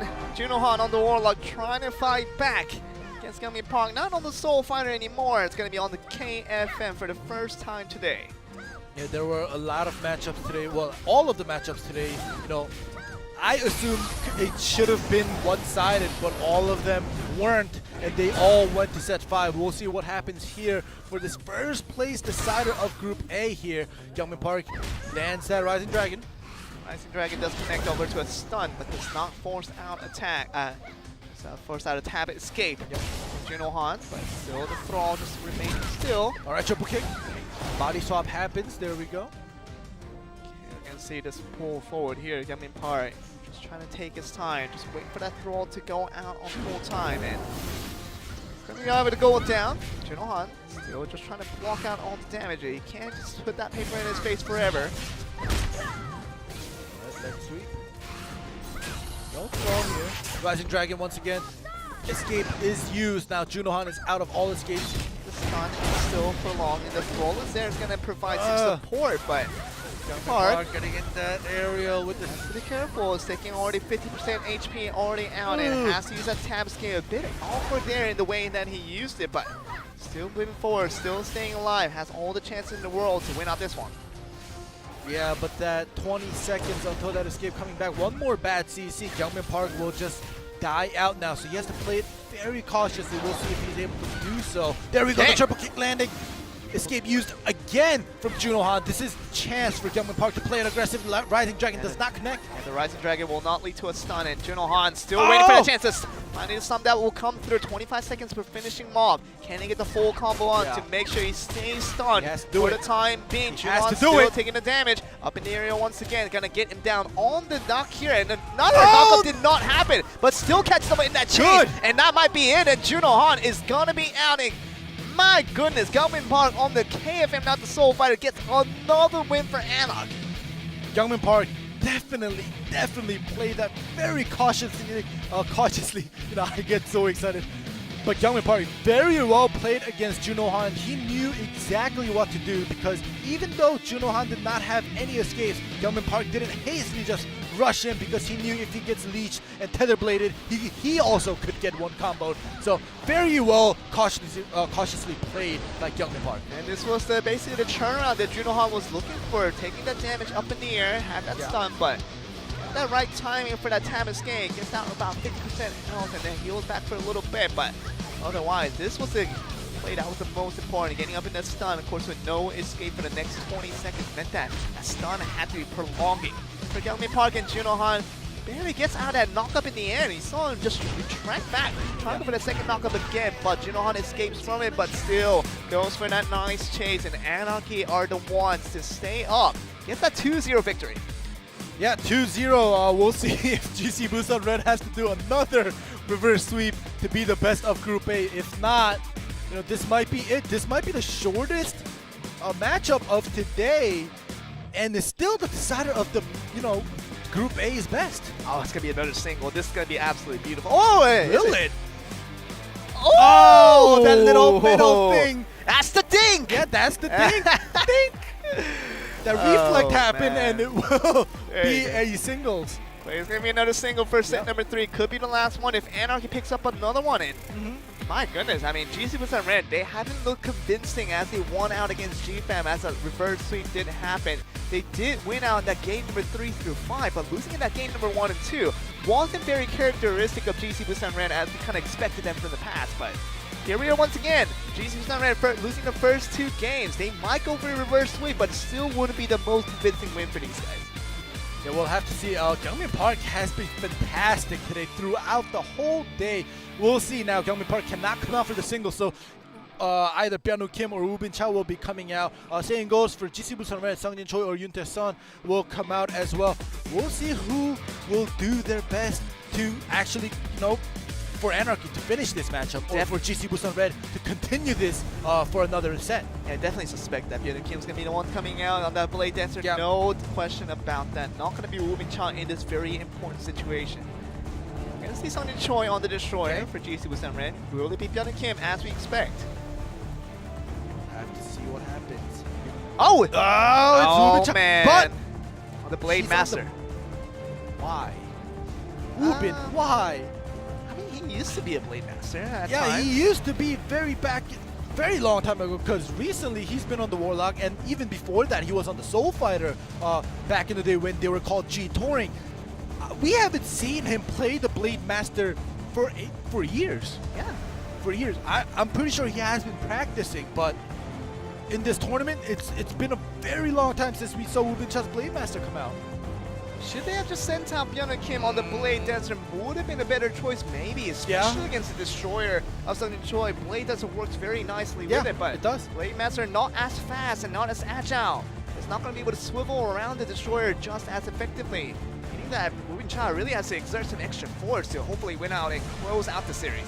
Yeah, maybe he wants that 2018 BM Blade Master meme going on for him at least. Oh man, for bringing him out. Hey man, the Blade Master is going to be on. Woo Bin Cha is going to be back down with that Blade Master for a very long time. We haven't seen it. But the Destroyer of the World Destroyer of Sungjin Choi is going to be his opponent. We're going to find out if Anarchy can close out the series on this next match.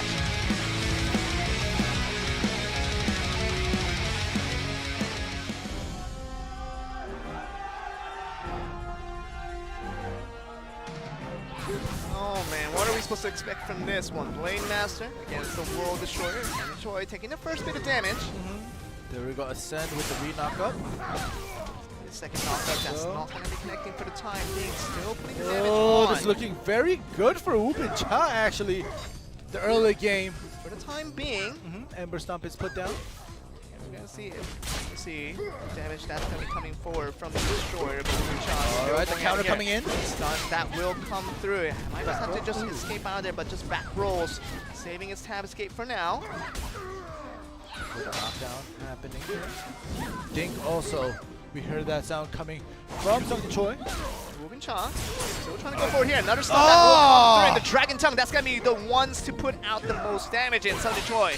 In a dangerous situation, going to have to be careful. Another Dragon Tongue. That's going to be the one to finish off, and that's going to be the finish. JC Booster and Red, it's going to be clean swept by Anarchy, and they are the one to be the best team in Group A to go on to the semifinals. I'm gonna be honest here. I did not expect Anarchy to be the best of Group A. Are they the best? Are they the best? Well, now they are. JC Boost and Red definitely isn't the best team anymore, and we always see them. GFM almost knocking up in a clean sweep. They were so close to getting them out in game number 3. We talked about just such a close matchup that could have went both ways. JC Boost and Red, yes, they did win out on their previous matchup against GFM through Game 5, reverse sweeping them. But we told you that it wasn't a clean, convincing win for these guys. And oh man, losing 3 games straight with Anarchy as their opponents? That's not the best image you want to put for yourself if you're GT with some Red in Season 2. Yeah, especially as the defending champions of Season 1. And, you know, like we always mentioned, Anarchy, or previously known as G20, they've always snuck their way up, but they were never one of the best teams. I know, but it's just Anarchy looking with Gunman Park as the MVP of the day. Yeah. I mean, on the Soulfire and the KFN, he has looked brilliant. And even Whoopin' Cha, pulling his own weight. Putting on that Blade Master online and putting against the World Destroyer Sung Choi and just handily beating out the World Destroyer, looking very, very good. Here's the result, guys. GC with Sun Red barely won out against GFAM, but they could not win against Anarchy. So after beating Coup d'etat, now GC with Sun Red. Here are a very convincing team now from Group A. Anarchy looking like a very, very strong team. Yeah, like I said before, if they even took a round or two from GC Busan Red, even if they ended up losing, that would have been a very strong matchup, but Anarchy beating out 2 strongest team on Group A. We're gonna get the second half of the matchup tomorrow. Just not much time wasted. 1300 KFC, of course, 1 hour later than what we started off the broadcast today. Meaning that July 22nd on Sunday, we're going to get Idas and Yang Yang for the first matchup. And Coup d'etat Zeus, of course, the secondary team coming from the Coup d'etat organization, going to be up against Bang, which means bread in Korean. They're going to be up against the second matchup to decide the best team from Group B. I wonder if they made the name Bang as bread, like you said, or like, you know, in Korean also the sound effect of shooting a gun is Bang also. I heard it was bread. Oh, that's was it? Yeah, that's what I've been hearing. So. Okay. It's going to be very interesting to see. That's very interesting. I want to ask them. Is there any bread skin in Blade and Soul? That's kind of what I want to know. Maybe they'll bring that out like for if you're the assassin, you take out the that big bread. It's like boom, boom, boom. Just throw that one slice of bread each time. That's gonna be very soft and cuddly. Now I want to ask him if they named themselves really for bread or for that sound effect of shooting a gun. But yeah, but that was the matchup for tomorrow.